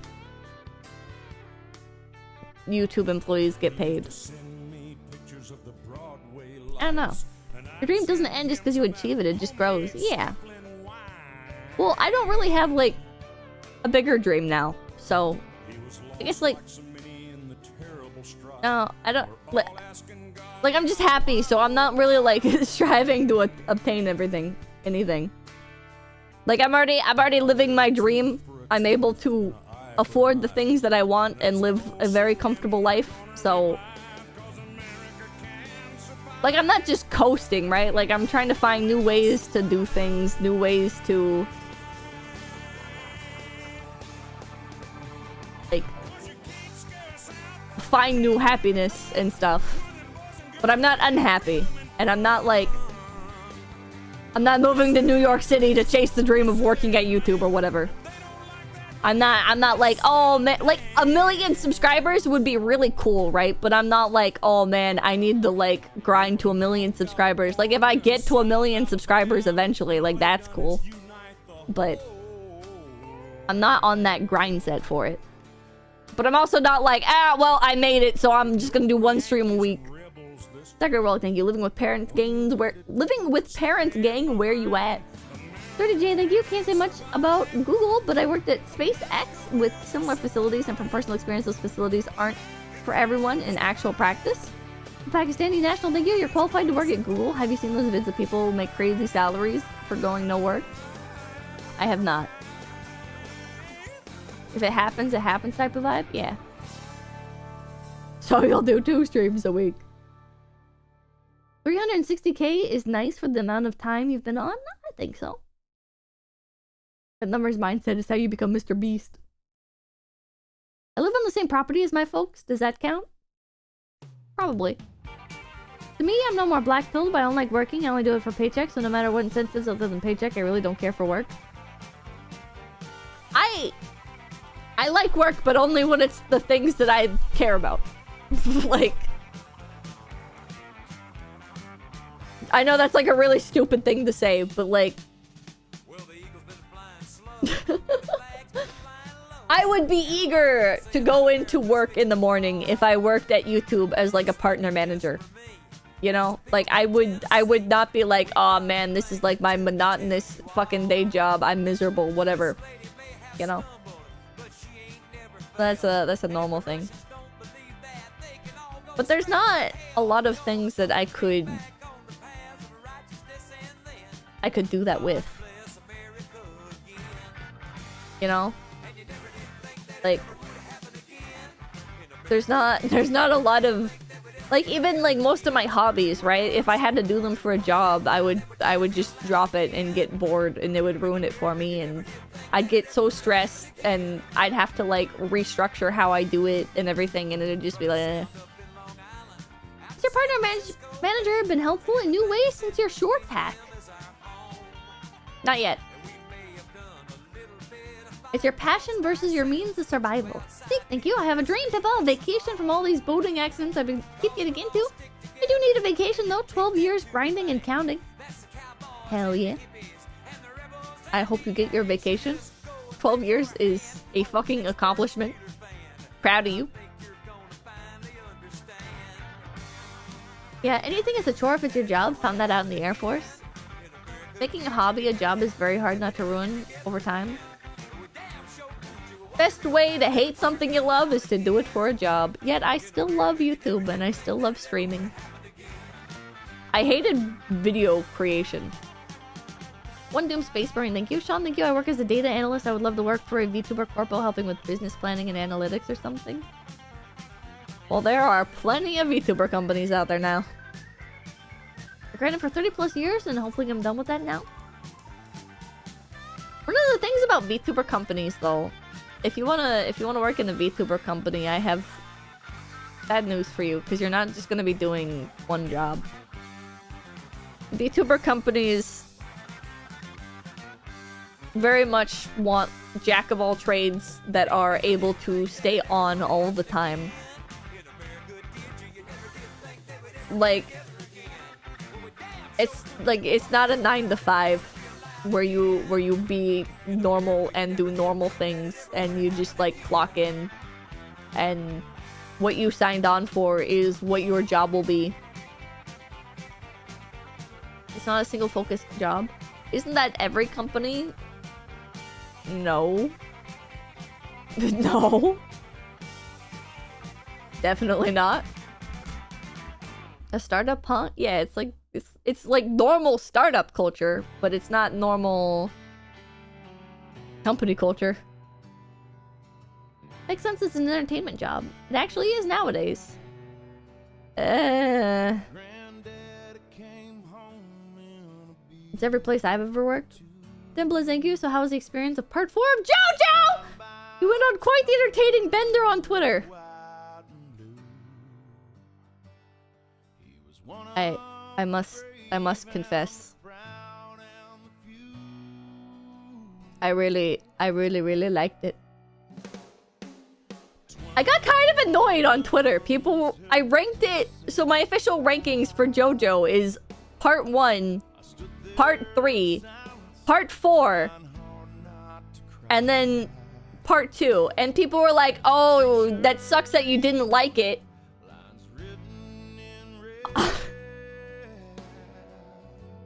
Some people are so fucking dumb. Some people are so fucking dumb. Some people are so fucking dumb, chat. You didn't rank it #1 on your list? So you fucking hate it? Oh, it sucks that you disliked it. Yeah, Pippa hates waffles. People are so annoying. People are so fucking annoying. I saw some anime NYC stuff. I don't think I like JoJo fans. I like interacting with my chat, with my live stream chat about JoJo. You guys are fun. JoJo fans are kind of gross outside of my chat. Is that... I'm just gonna be blunt, chat. Like, when I talk to you guys about JoJo, it's like some fun banter, and like you guys get what I'm saying, and in general, like, I'm just interacting with you guys like as you are in chat. Like, I'm not seeing like your whole personhood, you know? I recognize quite a few of you. But like,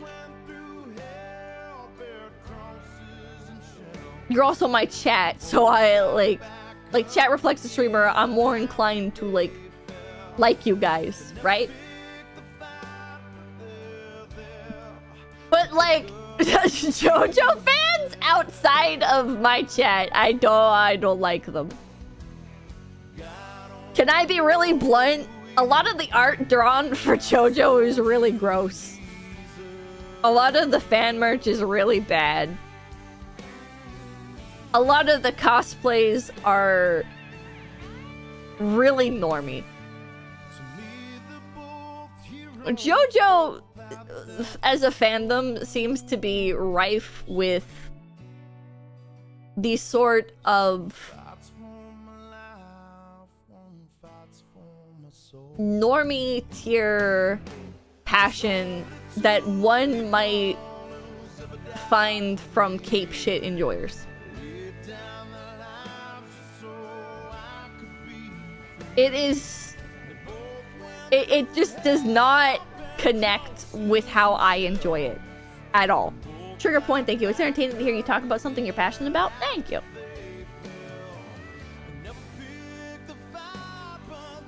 I'm not saying their way of enjoying it is wrong. You're not wrong to enjoy JoJo, however you're gonna enjoy JoJo. And like, the bulk of the fans, you know, like, they got their community, right? Like, trust me, I don't wanna step on your toes. I'm not trying to join your community. I do not want to. Ghost of a Rat, thank you. But it kind of like filled me with a bit of disgust. Maybe that's like my elitism or something. Maybe it's my elitism. But JoJo fans, I feel like your way of enjoying it from like, it just doesn't connect with me. It doesn't. Arcane Thigh, thank you for the tier 2 sub. Thank you, thank you. You've been a fan for 2 months? Does that mean I'm not allowed to enjoy it? Like, what is your point? One day I want to cosplay Okuyasu with someone else's Josuke and hit up Italian restaurants until someone gets it. Be sure to read Still Ball Run and watch Once Upon a Time in the West. Happens to most fandoms. It's funny how snobby you are about it. I don't know why I'm snobby about it. Like, I recognize that I'm being snobby about it. Like, my inability to enjoy the broader community and like, empathize with their enjoyment of it and how they enjoy it, like, is rooted in something. I just don't know what. I don't know why, but it fills me with a genuine, unironic sense of disgust. I don't know what's wrong with me. I would have to go to therapy to figure out why I am the way I am about it. But I have a complete inability to empathize with the broader JoJo community. Love and Supreme, thank you. Did you end up playing any mahjong? The Itsukime running the tables runs the club that was staffing. She was really happy when you retweeted. I did not. It looked really cool though. Lua, Jesus Christ, thank you for the 50 babies! Thank you, thank you! Thank you, thank you, thank you, thank you! Thank you, thank you, thank you, thank you! That was very kind of you. Thank you, thank you, thank you. Thank you, thank you, thank you. Cool, thank you. After Kira guy though, he's all record. I love Kira! It's because they're normies? I guess. Mr. Yura, Cape Shit fans was an incredibly perfect analogy. It surprises me that I don't see, like, an apparent overlap between Cape Shit fans and JoJo fans, because they're like the same type of fan, I feel like. I don't know.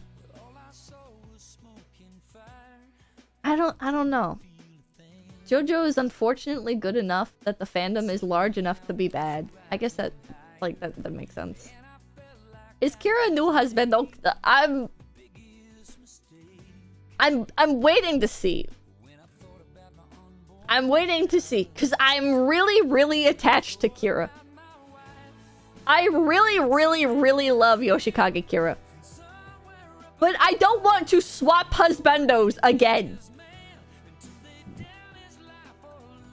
I really don't want to swap husbandos again.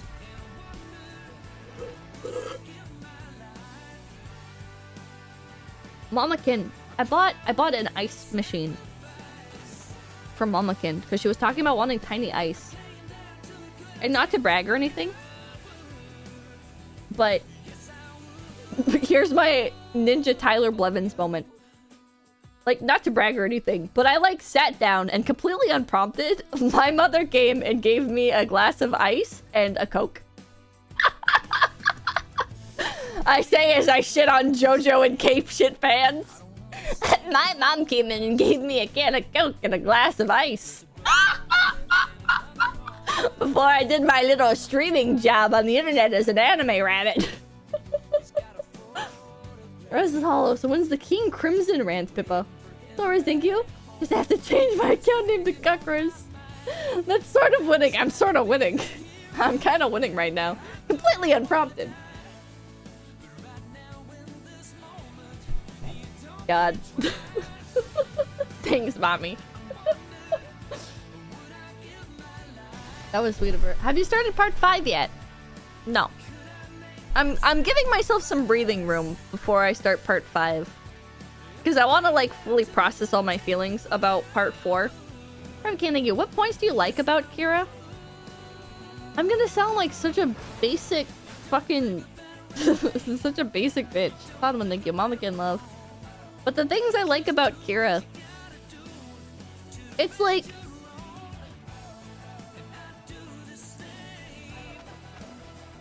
He's, like, incredibly ambitious. But about something so... wholesome and normal, I guess? Like, if stans correlate to, like, a person's mental strength, then murder isn't normal. Murder isn't what he's ambitious about. He's ambitious about living a peaceful life, about, like, doing the things that make him happy and make him able to live a, like, just good, coherent, like, normal, or cohesive, like a good, cohesive life. Him wanting to go to bed at night without, like, worrying about things, you know? Like, and he's so ambitious about it. He murdered a child. I don't care. I don't care. The child was annoying. Just he's not thinking, hi, Mama Kid and Papa Kid. Him killing people in real life would be bad. In real life would be bad. But, first of all, it's fiction. So one can view it through the lens of allegory, as opposed to literal representation. There's Kage Kira, they are the $5. You say all this, and yet your next hand can't visit until next week. I see. Second or third, I forget what number I'm on. He's really handsome. he's very handsome. He's a very handsome guy. First of all, he's blonde. Second of all, he's got like this very nice, like sleeked back hair. It's very handsome. He's got a very good sense of fashion. He's like business formal man. Formal, like he's just handsome. Kimbu, thank you for the gift PP. In a series full of people that dress like Victoria's Secret model themed clowns, Kira has very normal, nice fashion. I'm looking at Rohan in particular when I make that remark.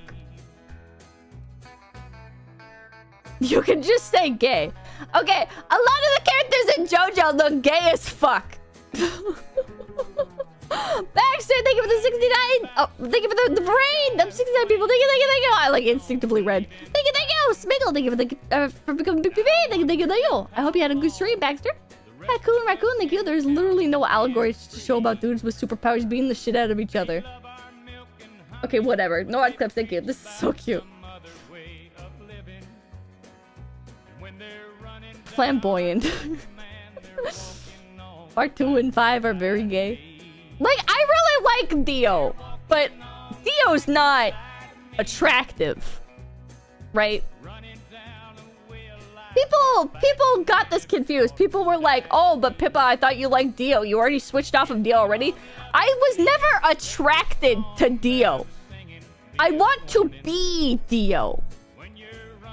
Dio is a charisma god with unimaginable power. Not just through his charisma, but also in like the literal sense. He has an immense amount of like actual power. I want to be Dio. I want to run over people in the street. I want to... Can't finish that one. I want to spend time with politicians. Ex-legendary hero, thank you. Pippa, did your blonde and slick black hair, somewhat villain style fixation come from the twerp kid from the film The Little Rascals? I don't even remember watching that movie. I think I did because it was on Disney. But Sawyer, thank you. You're a continuous source of inspiration for an artist, Pippa. Thanks for being such a lovable spurg. Oh, thank you.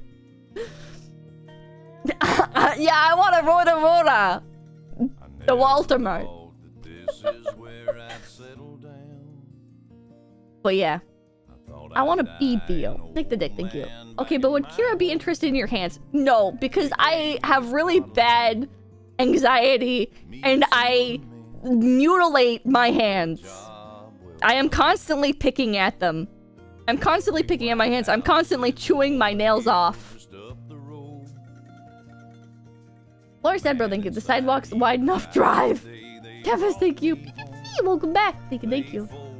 Kira likes bitchy women. I can be bitchy. Take me back to Disney Sea.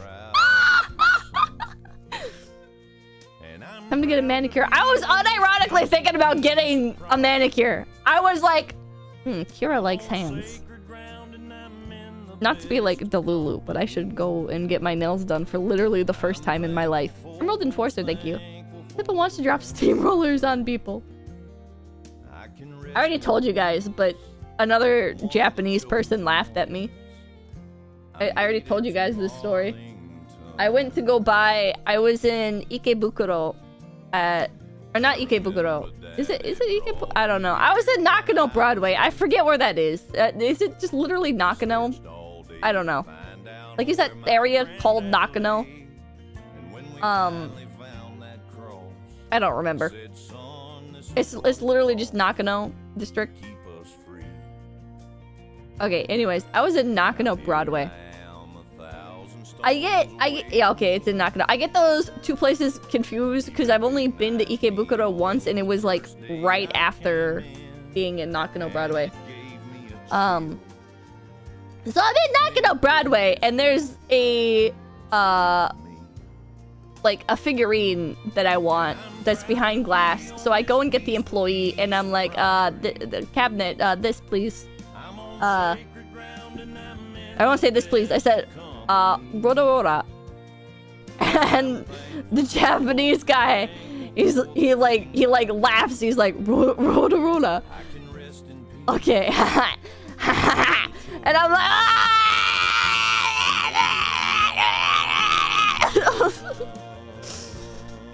I can't tell if it was like I said it in a funny way or if it's just the absurdity of like some gaijin walking up and being like Roda, but he was enjoying the fact that you knew the name. Don't worry. I don't know what it was. I don't know what it was. Who would tell me thank you? Somehow I get the feeling if you ever watched Naoki Urasawa's Monster, you get weird over Johan or Johan. He seems to fit your type. Maybe. I am a sucker for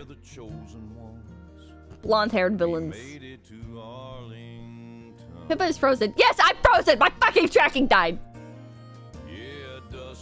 The drowning goblin noise made him laugh made him laugh harder. I didn't make the drowning goblin noises. I just like smiled and like looked like an embarrassed idiot. If imagine if a Japanese person came up to you and shoot the water bottle. But that would be like them coming up to me like knowing I'm Pippa and stuff versus like me talking to an unrelated store clerk. He's not Dio Brando. He's not fucking Dio Brando. I did go to the Dio Cafe. It was funny. I walked up to the Dio Cafe, chat. And I didn't realize it was reservation only. So I walk up. And I don't know if you're supposed to like just open the door or not. But there's a sign next to it that says open. So I like open the door and peek in. And there's people beside me. There's like this group of guys. Like American guys. And they're like, oh yeah, it's cash only. There's an ATM. We're waiting for our friends to come back with cash and stuff. And I'm like, oh, okay. Thank you. I have cash on me. I learned from last time, one does not go to Nakano Broadway without cash. So I am waiting. Like I open up the door and like a lady steps out and she's like, oh, reservation? And I'm like, no, it needs a reservation. And she speaks like really good English. And she's like, oh yeah, sorry, you need a reservation. And I'm like, oh, okay. And I start like sadly walking away. And the other two guys are like talking to each other, presumably about the reservation stuff. And then like their friends come back and I can like hear them chatting with each other as I'm leaving. And then the lady comes out. She like runs out. I'm like almost like I'm at the end of the hall ready to like go down the stairs to like leave the general area. And she like comes running out and she's like, oh wait. Just one. And I'm like, yeah. And she's like, okay, somebody just left. There's room for you. And I'm like, yeah! So she let me in. And I ate Whamu curry and Kira's fingernails and 𝐏𝐡𝐚𝐬𝐿, which was some sort of cocktail of completely unknown origins. I have no idea what was in it. Were the nails bamboo shoots? Also, I saw Rooney raid. Thank you for the raid, Rooney! Thank you, thank you, thank you! Thank you, thank you, thank you!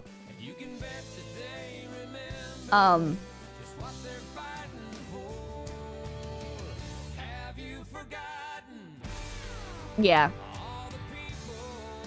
So, what was I gonna say? Kira's fingernails, they give you like a vial that has a detached hand that like grips the vial, and you open it up and it's just like bits of really gross dry cheese. It's like little shreds of dry cheese, and it is I don't know if it's edible. I don't know if it's actually edible, but I ate Kira's fingernails. Whoa. Kira's fingernails! Who is she? They're not good. Smelly male, thank you. Bored voice, anime woman, very good. Yeah, yes, very good. Yes, two-dimensional woman, very good. Very nice, yes. I would not order Kira's fingernails again. There was also, like, an absolutely insane amount of pages. There was an insane amount of pages to that menu. I was not allowed to take pictures of the menu. I got pictures of my food. But it was also, it was like entirely normal food other than Kira's fingernails. Oh, wait, I also got some chocolates. I don't remember... Fuck, I don't remember who they were themed after. Also, I got 2 drinks. First I got 𝐏𝐡𝐚𝐬𝐿, and then I got... Oh, fuck. It was some Dio drink. There was like 10 Dio drinks. I tried to just like go off of vibes for things, because it's like... There was so much on the menu. And some stuff like sounded good and other stuff sounded... I don't know. I think it was called like Speedwagon Foundation Chocolates. Or Speedwagon Chocolate. Or something like that. I think that's what it was. And I think the Dio cocktail that I got was like... I think it was... I don't know if it was the Wardo. It might have been like a really long rant thing. There was a lot that were just like full-on quotes. When are you gonna go start a cult in Japan for fun? Speedwagon Oreos. No, they were Ferrero Rochers. They literally brought out Ferrero Rochers. Scooch, thank you. What was your favorite food item? Whamu curry. Even Speedwagon was afraid. It was just chocolate. It was just Ferrero Rocher chocolates. It was like 5 of them, which is way too much. Five Ferrero Rochers is too much. Were you guys ever able to rent a girlfriend? Sadly not. Maybe next time. Speedwagon though? That's an average amount? No, it's not. No, it's not. I think they should have charged like half the price and given you like 2. Stuffing them in your pockets? I could have. But like an idiot, I ate all of them. And that was too much food. I didn't spend too much time in there. I did like that one order and then I immediately left because I squeaked in without a reservation and I didn't want to like take up a lot of Like, I didn't want to, like, take up space, you know? I didn't want to, like... Oh, yeah, I'm here. I'm gonna, like, live it up and order as much shit as possible. I'm gonna order, like, 10 drinks. Imbu, thank you. It was fine. It might have been fine, but I didn't know if it was fine, so... Like, it's a reservation thing, right? I would rather leave before I'm prompted to. You know? They would probably prefer if you ordered more. I don't know. I don't know. Lulatilo, thank you. Welcome back to the pod. Did you know Bakugan are just Beyblades now? It's weird AF. Wait, what? Being a decent and courteous customer seems you are losing some Americanisms overseas. I think being a decent and courteous customer is an Americanism, just not in some places like the West Coast. Generally, it's better to have the customer order more, honestly. But then it would have taken longer to eat it. The Big Sweet, thank you. Welcome back to the States, Pippa. I recently got my U.S. citizenship. USA, USA. Honestly, I kind of wanted another plate of the Wamu curry, but ordering the same thing again feels like such a waste. Also, the Big Sweet, are you literally, like, from Sweden? I just realized. I just made that connection. I just assumed it was, like, a reference to something. Those cafes, a lot of them have specials for ordering a certain amount of, like, merch, etc. So they expect some people to order a bunch, even if they can't finish them. I don't think there was anything like that at the cafe. There was no merch on sale or anything. There was no merch. It was a very, very small cafe. And they were playing, like, one of the parts I hadn't seen yet on the TV. So I was like, with English subtitles, might I add. Eduardo, thank you. Welcome back, Pippa. Hope your trip went well and love your performance in the face concert. Thank you, thank you. Yeah, they're playing episodes of JoJo on Netflix. I recognize the Netflix UI with subtitles. English subtitles. Spider Dude, thank you. Welcome back, Pippa. Also, the Big Swede is now the Big American. Hell yeah. Hell yeah.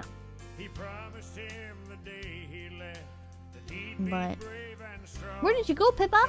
I went to Tokyo and New York City. I was walking with Uruka. If you guys hear us like randomly break out into this one song over and over, Uruka and I were walking through Times Square, like that area.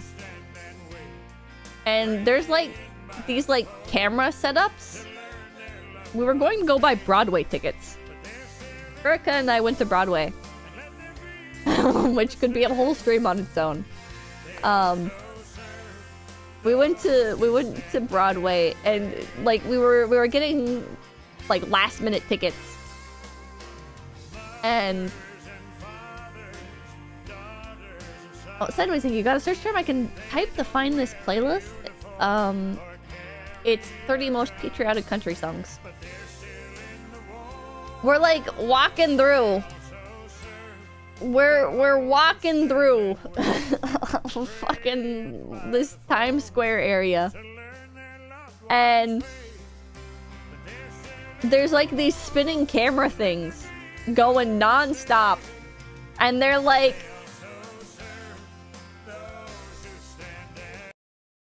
you just hear in New York where dreams are made of, these streets will these lights will inspire you in New York, New York, New York.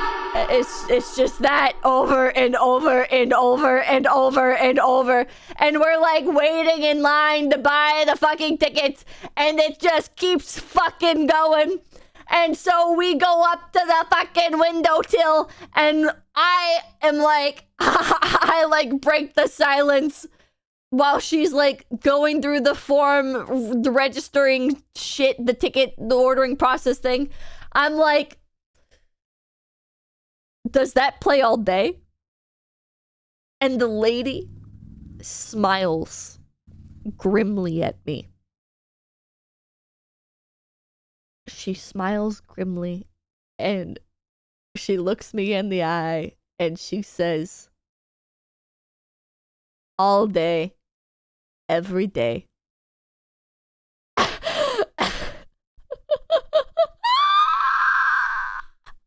Oh my god. I'd kill myself. There's no way. It is this one loop from this song called Empire State of Mind. It's not the full song. Hold on. It's just this one part.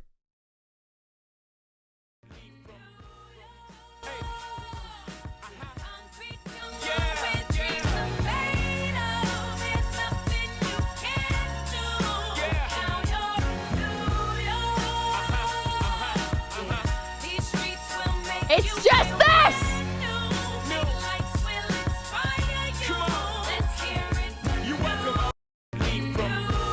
Over and over the first, like, 20 seconds of the song. Like, the first 20 seconds of the song. Not the whole song. The first 20 seconds will inspire you. For New York.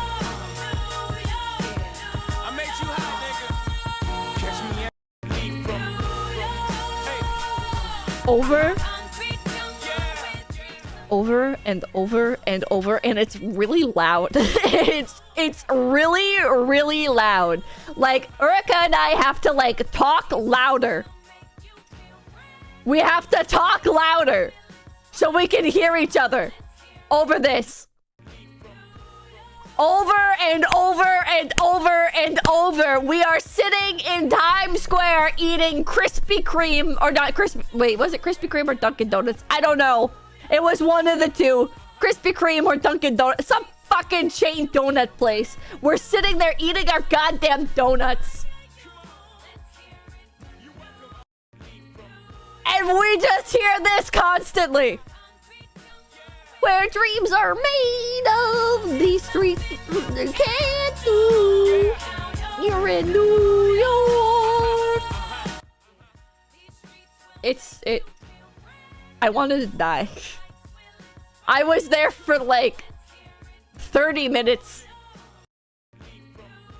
I was there for like 30 minutes and I had to endure this. And I wanted to die. Can you imagine working there? Can you imagine working somewhere where you had to listen to this all day?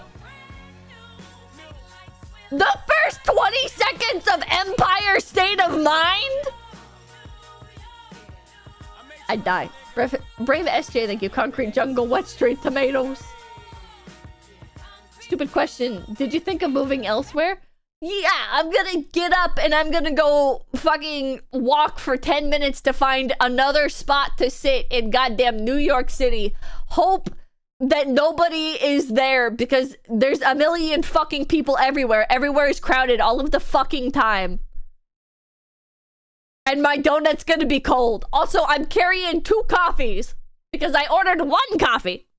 I ordered 1 coffee, a small coffee. I walk up to get my drink. They give me 2 coffees. And I'm concerned because I did not want 2 coffees. I hope I didn't pay for 2 coffees. But I'm like, I tell the lady as she hands me my drinks, plural.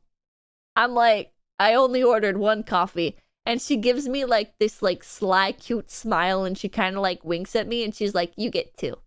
And I'm like, is this sarcasm?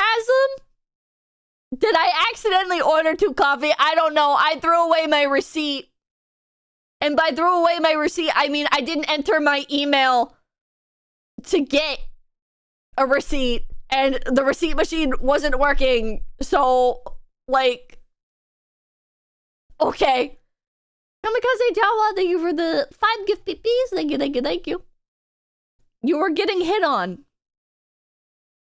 I don't think so. I think it was sarcasm. I think I accidentally ordered 2, but I'll never know because I don't have the receipt. I will literally never know. Are you talking loud enough? Maybe she figured you out? Maybe? Maybe? I don't know. But she was being nice, rare for New York. Everybody was so nice in New York. Everybody was extremely nice. Like, I have been to the Northeast before, and people are usually not nice.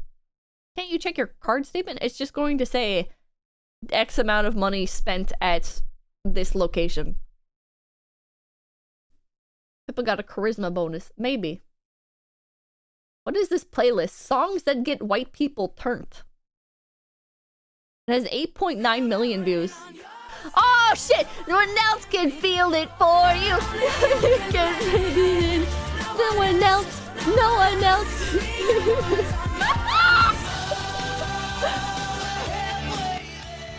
Alright, this is a good playlist.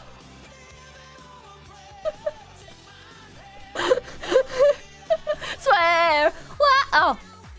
In the Barbie world, life in plastic. It's fantastic. Okay, wait, but this is just like sound bites. I want like the whole playlist. I want the whole playlist, not just like little sound bites. Fuck, I'm white! 2010's feel good mix nostalgia playlist. You can't handle the whole playlist. I can't handle it. It's too much white girl playlist. It's not even white girl, it's white person. It's not really rare. I just like any place. Don't act a fool. I think that's Gary Beekler's playlist. He loves Bon Jovi. Because you recognized your Pippa and decided to give you a free one. Are they allowed to do that? I don't think you're allowed to do that. I don't... Give me your whitest playlist. I've started assembling a JoJo playlist. That's kind of white. Supreme Awesome, thank you. Hi, Pipkin Pippa. You want to get into racial stereotypes? Yeah, I have a JoJo playlist on Spotify. Ah, they paid enough to care.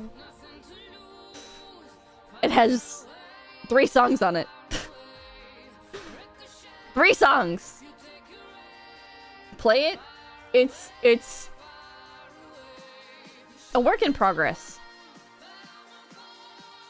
I'm doing things a little bit out of order, but not in the sense of like watching the show out of order. But like Dirty Deeds Done Dirt Cheap is on there, and I know like that's like I have seen the metric fuck ton of memes about it, and I was like, okay, well, I'll put that on there. Because I put Stand Proud on there, and I'm assuming everything else that it's recommending is JoJo related. As in songs from the bands the stands are named after, or from the anime? It's both. There's 3 songs on there. It's Filthy Acts at a Reasonable Price, and Stand Proud, and Holy Diver. Those are the 3 songs. Mr. Hero, thank you. Isn't JoJo playlist just a bunch of classic rock? Kinda doobie. Go to Zuma, thank you. Welcome back to Freedom Land, Pippa, thank you. Stand up, stand up. My model itself is a Part 7 reference. I've yet to get to Part 7. Oh, there's so many JoJo fans like the fucking Italian ones. Why is it I look at JoJo fan art and it's like the curly-haired fuck. I don't know his name yet. It's gay. There's like the chick from Pulp Fiction but with colored lipstick as one of the main characters, I think. Giorno. Gross. Not looking forward to that. It's the normie one, I hate it. Part 5 got the most memes. Part 5 got the most unlikable fans. GW Shunter, thank you. Don't know what musical you saw, but you should have seen Back to the Future musical. That's the one I watched! I have so many words! Very few of them positive! Me and Uruka, we were looking at the list of stuff on Broadway, and before we went to buy Broadway tickets, it had been kind of like an ongoing joke about how absurd the idea was of a Back to the Future musical, because we kept seeing billboards for it. We kept seeing billboards for Back to the Future, the musical. And I'm thinking, like, why would you make that? Like, there's nothing about Back to the Future that would make for, like, a good musical. And, like, we're, like, talking about it. We're, like, would they maybe, like, combine every part of the trilogy into, like, one musical? Because, like, I can kind of see how that would work if you're, like, jumping from thing to thing. Because, like, the first movie, nothing happens. The first movie is not, like, nothing happens. It's like most musicals, like, a lot happens and there's a lot of, like, dramatic plot points, but, like, the first Back to the Future, it's like this happened and then this happened and then they went back. Yay.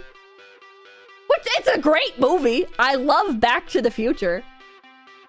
Back to the Future is a fantastic movie, but for a musical, like, nothing happens. So why would you do it? How do you make enough...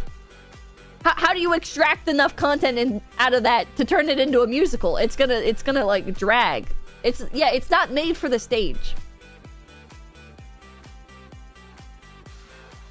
He's mostly an observer. That's, like, a better way to put it. Yeah, he's, like... Marty, like, mostly watches other shit happen. And there's, like... the part at the end where they're at the deep sea promenade or whatever the fuck, right? The under the sea enchantment, whatever the fuck it's called, I don't remember. The prom, like, I can see that part, right? Like, that part makes sense for a musical. But, like, everything else, what are you gonna make into a musical? Enchantment Under the Sea, yeah. Enchantment Under the Sea dance. Never underestimate bored former theater kids' ability to turn the most random stuff into musical. True. The part with music. Yeah, the part with music is the part that makes sense to turn it into a fucking musical. And if you did, like, all 3 movies... Let me start playing the music from this. Back to the Future. The musical. If you...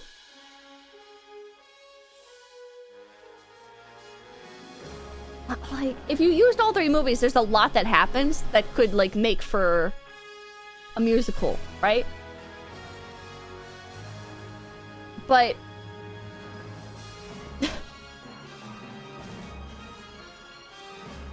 it wasn't good, chat. Chat, I'm gonna spoil it. JoJo fans are so weird. Proceeds to eat cheese fingernails. But they were Kira's fingernails.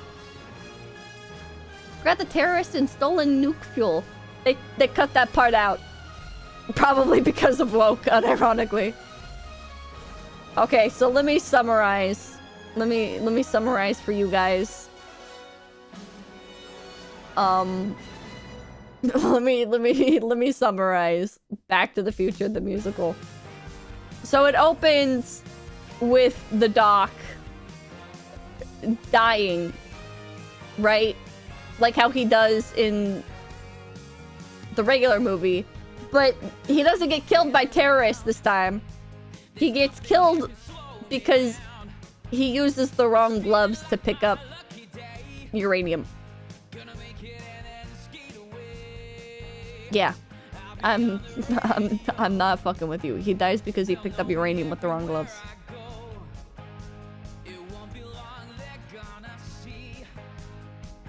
Like, when I say that they cut out the terrorists because of woke, like, there's just no other...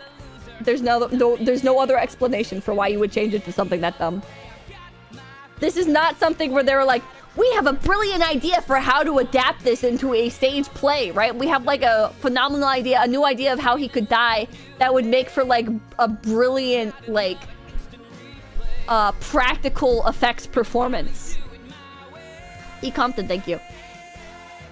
Because, like, I could see doing that, right? I could see, like, okay, well, the idea of, like, having, like, the terrorist driving on stage could not be conveyed in a like reliable to recreate constantly way, and like it's not a very easy practical effect to recreate. And so like maybe something like the uranium exploding in the vial, like that could have been like a more cool effect or something that they could have pulled off somehow. I don't know. Whatever. You could have the terrorist swap out the uranium and it blows up or something. Yeah, like, I don't know. Like, but they changed it to something so dumb. They changed it to something that has no practical effects or anything. It's just he's holding the uranium and it's with the wrong gloves. So I guess that's like something that they add, is him holding the uranium. I don't remember if he does that in the original. The music sucks. The music is really bad. Not in like a it's fun, it's so bad way, but like I looked at Uruka partway through and she like knows a lot about music, right? So I'm like is it just me or is this like bad? And she was like, yeah, no, the music's mid. And I'm like, thank fucking God. Thank fucking God. Cause like if I went to Uruka and I was like, yeah, this movie's trash, and she's like, actually, well, here's why it's like technically good and blah blah blah blah, like I would feel like an idiot, right? But oh my God, I enjoy musicals. I have watched Broadway many a times on YouTube. So I enjoy it, right? And watching it in person was kind of magical, right? Like being able to like actually see the actors running around and like being able to like feel the music, and like it was like pretty magical.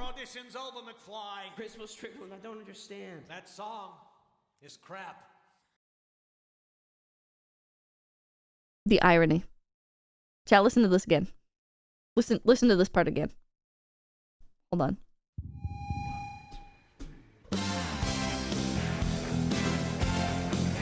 I'm like, whoa, good song, yeah. The first one was not good, but this, yeah. Hello everyone. My name is Marty McFly. We are the Pinheads. We'll have this song. You ready, guys? The power of love is a curious thing. Make a one man weep. Hello. Make another man sing. Hello. Your audition's over, McFly. Christmas trip, I don't understand. That song is crap. Besides, you're... Needless to say. Needless to say. Bad stuff. Bad stuff. The whole I family. Face it. yeah, shit, kid. So then they transition to this song. Which, how do I say this? I've got no future. It's very not good. I won't be getting out of here. Not a good song, Seems kid. no matter what I do, my dreams are never coming true. Such lyrical genius. I really feel like I'm being elevated to a new height of understanding and empathy. I just heard about your audition. I am so sorry. Strictly Music such a truly pleasure. does Hey, what if he's right, Jennifer? What if I'm just connect cut out people. for music? What if I never get a chance to play for an audience? Oh, come What is this, on. 𝐒𝐲�2BS? Rejection is not the end of the world. And you're good, Marty. You're really, really good. What if today was a sign? There's one that's really bad. Take any more rejection. There's one that's really bad. There's one that was like pretty good. Starting to sound like my old man. I don't remember. I think it was not this one. AI generated script and lyrics. Gotta start somewhere. That one was good. That one was like the best like visual spectacle other than like the end scene.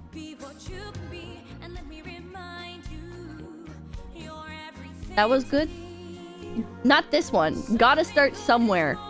We have not gotten to it yet. This song fucking sucks. This song gives me like after school Christian musical vibes. Not Broadway. This is the most forgettable song in the world. Correction! There's one that's worse. There's one that comes out of nowhere and you think it's gonna have like a great emotional impact because it's the dad song when he's like keeping on his future wife, aka Marty's mom, right? Remember how Marty's dad falls out of the tree and that's what makes like his mom fall in love with him? Let me just skip through it. This song sucks. Hold on. Okay, this one that I'm playing now. This one that I'm playing now.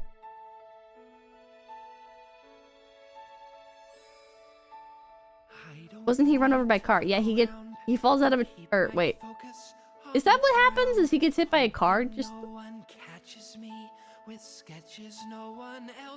I thought he falls out of the tree in front of her dad's car. I want to be left alone with the thoughts that are my own. My myopia is my utopia, and I'm hoping ya feel it too. When I had to ask Uruka what myopia is. you narrow your point of view. Apparently it's like a medical condition term for short-sightedness.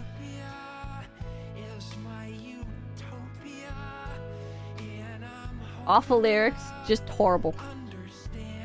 Just awful fucking... Just completely awful fucking music, chat. Even I know what myopia is. Okay, well, neither Uruka nor I knew what myopia is, and we had to Google it. You sat through the shit and paid for it? I did. The practical effects were crazy! There's like a scene at the end where they like pick up the car, right? Like the car is like flying. It's like the end scene of the first movie, right? Where like the car flies off into the future, right?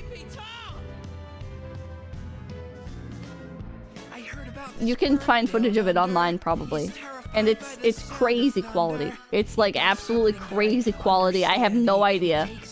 They brought a few DeLorean on stage. They do. And they also have like some driving scenes with the DeLorean that are crazy good. It's one of those experiences where you're like, yeah, this is fire on mute. Science fiction to land a pretty girl. Well, I wish.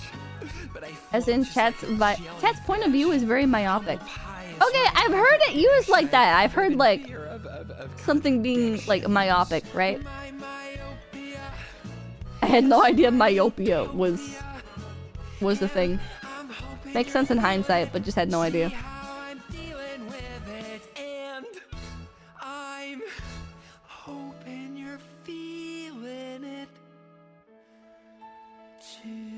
Very, very not good. Very, very not good. Biff has a song that's 5 minutes long. I know what you're gonna say, son, and you're right. You're right, but Biff just happens to be my supervisor. Ladex, thank you. Face Connect Musical Win. Or no, this isn't Biff's song. This is yeah. Marty complaining about his parents.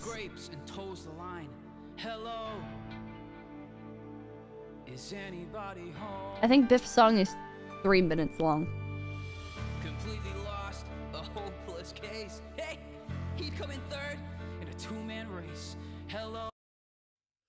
I like this singer for this soundtrack thing better than the Marty singer that Uruka and I watched. It's a small matter of power, Doc. He sounds a lot more like Marty. Arclight, thank you. Where did you go after on your date with Uruka? After we watched Broadway, we just went back to the hotel. I cannot be stuck here. I got a life in 1985. I fell asleep. I got a girl. during the musical. Is she pretty?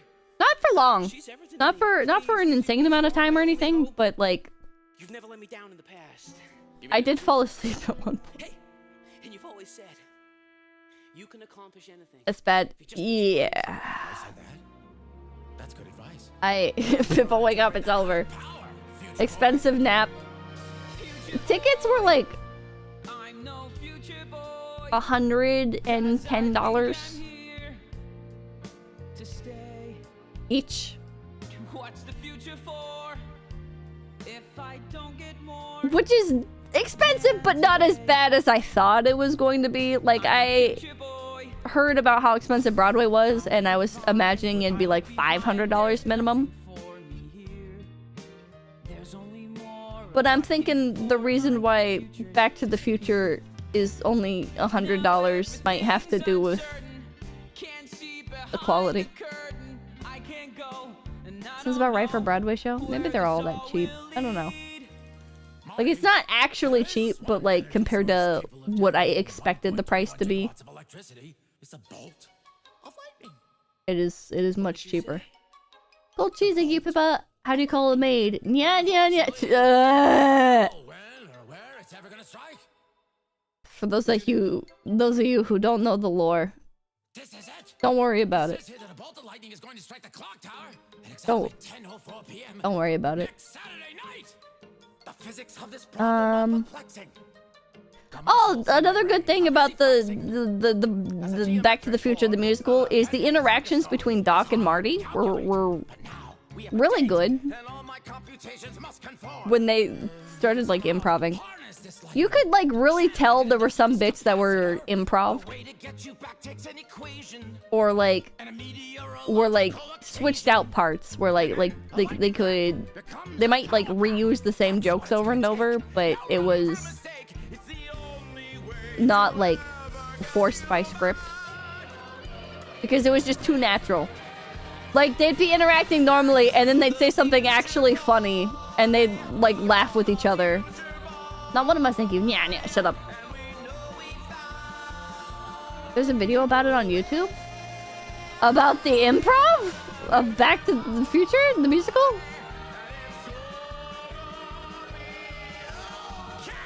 But it was, yeah, it was pretty good at times. The interactions were in there for 2 hours only to realize your face isn't moving. No Beth in the ass story. Oh god. The improv is better than the script, yeah. That's such a niche and autistic video. If somebody hasn't made it, it's gonna exist sometime. Maybe in like 10 years. Flaming Claw, thank you. Nah. A man should be strong. A man should be true. A man can All the songs in this are just so bad. Gotta Start Somewhere was cool. This song was good, probably because it's actually visually interesting.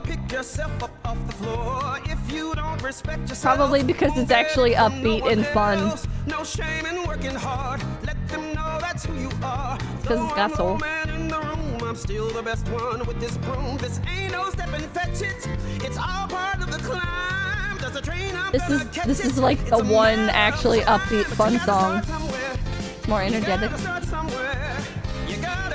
Sounds like a decent singer. Ours was really good too. But what part is it? It's just Goldie talking about how he's gonna be mayor someday. Which is kind of inconsequential to the plot of the movie. Not to mention the musical by proxy. Jail, thank you. Yan yan ni hao yan.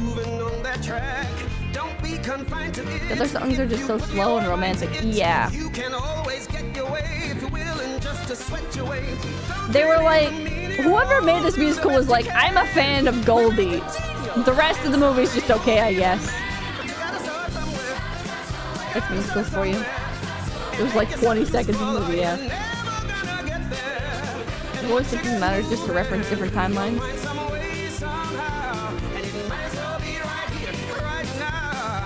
Like, man. Man. Wait, there's one song that's really bad. Hold on. It's kind of upbeat. Is it this one? With no more work or money, we'll be happy. Yeah, I think it's this one. This one... I'm not a fan. Even worse, it's pretty bad. It's pretty mucho bad-o. Mucho not good-o. There's one song that's really bad, just... Okay, well, they're all, like, pretty bad, but... Sounds like one of those vocalist songs. No more hunger, no more pain, they're things of the I think it's this one. past. Peace and love is all we'll ever know. With no more work or money, we'll be happy at last. The sun will follow everywhere we go. There's no more time in the future, just summertime in the future. We're out of time 'cause the future's now. I got myself a time machine. Imagine what we'll see in the 21st century. Flying Like, I feel like I should like this song, but will it's... fill up the sky. I just don't want the doc to sing. Every day. It just doesn't sound good. Credit song, no. Is this the finale? No, it's not. It's halfway through. This is halfway through the musical. They make you listen to this. That's the doc. Yeah, this is the doc singing about how his time machine works.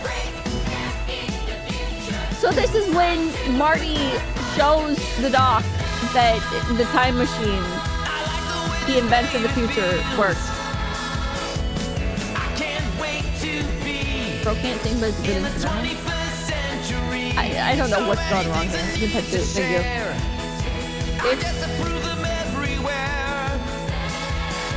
It's bad. Skip requested! Current song will be skipped with 18 more votes. There's a skip song by Night One. Skip song command. What the fuck? Hold on, there's another bad one. There's another really, really bad one. The Chamber of Commerce welcomes you to This one. Hill Valley. It's a nice place to live, and here's why. You found the future, and it's here. Just sound look vote around, you'll skipping. see it crystal clear. Business is booming, flowers are blooming, and 1955 has been a banner year.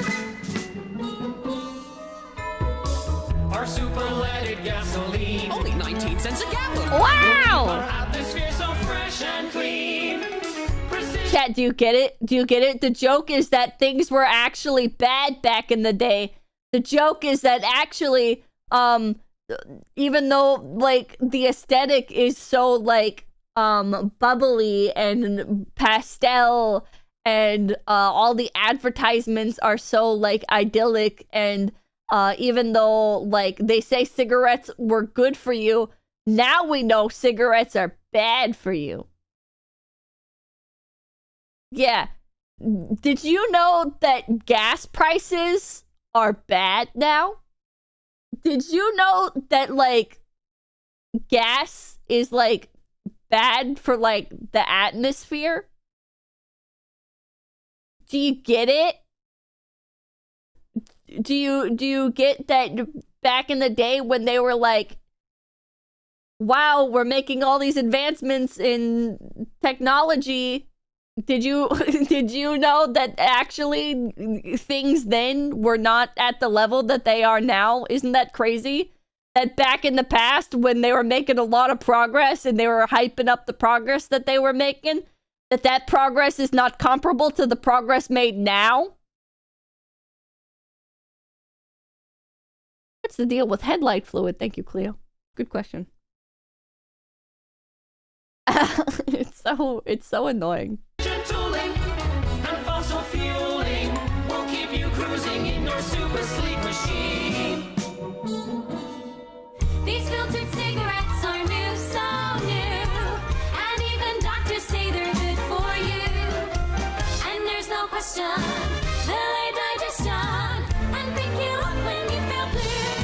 please tell me this song mentions race. I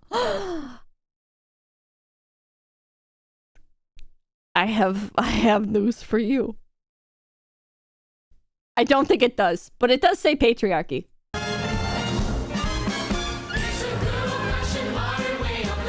Hold on.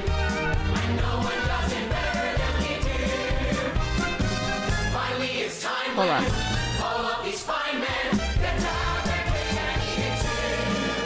For home insulation, asbestos is best.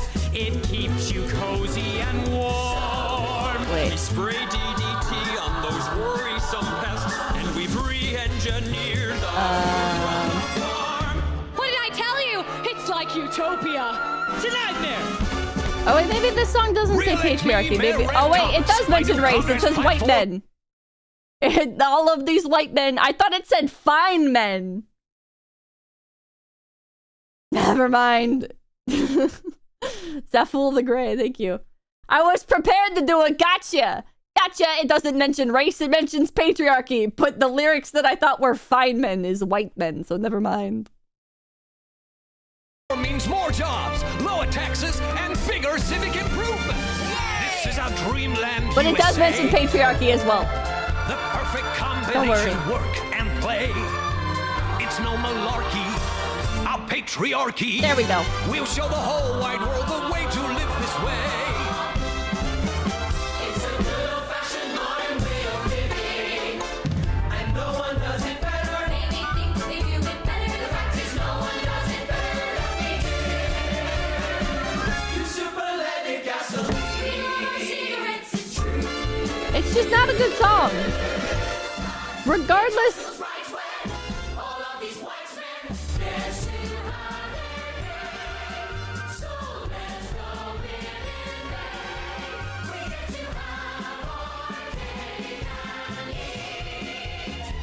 Reddit core. It's very Reddit core.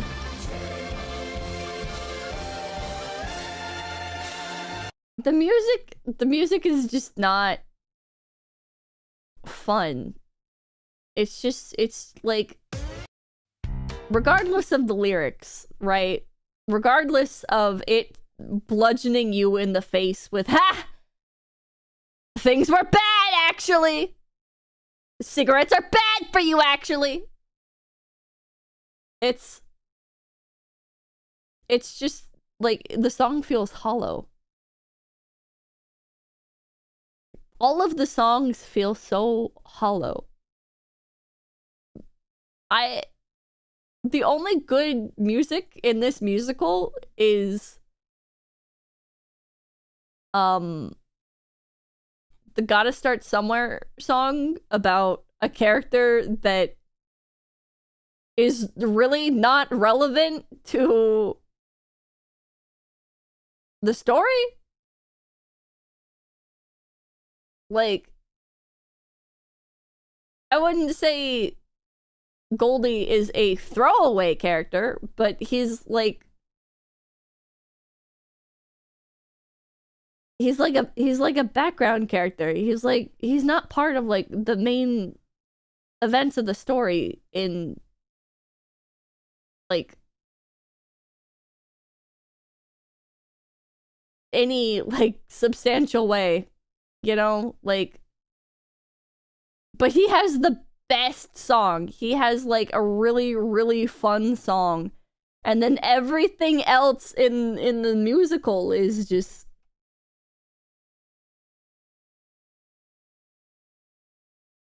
Goldie's not the one that drives the plot. He's there to help you and Marty realize what happened. Yeah. Like, so that one, and then the songs that they just so got. This one's an oldie? Well, it's an oldie where I come from. Okay, so this is blues riff in B flat. Watch me for Pre-existing. changes and, yeah, try to keep up, okay?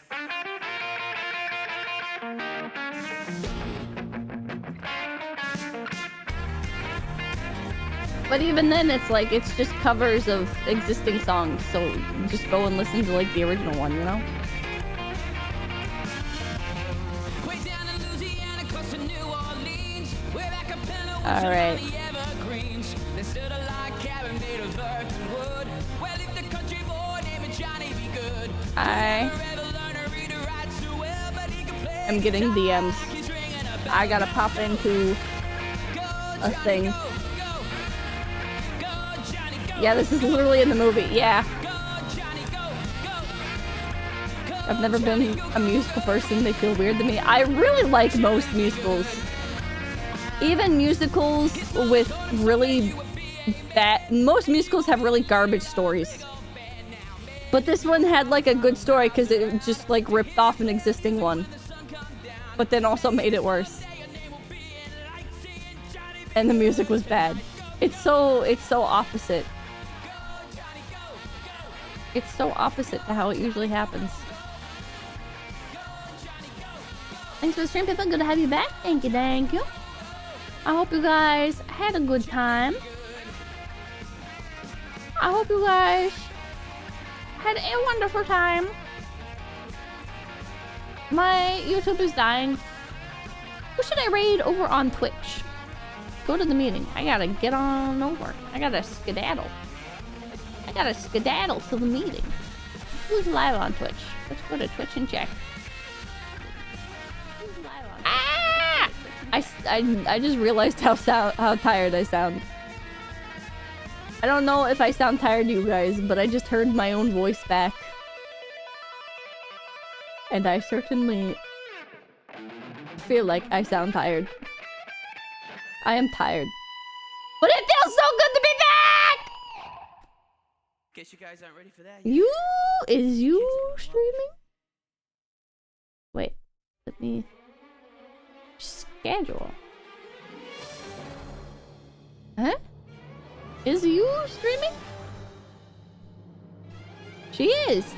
She's not on the website schedule. How do I find her? How do I find her?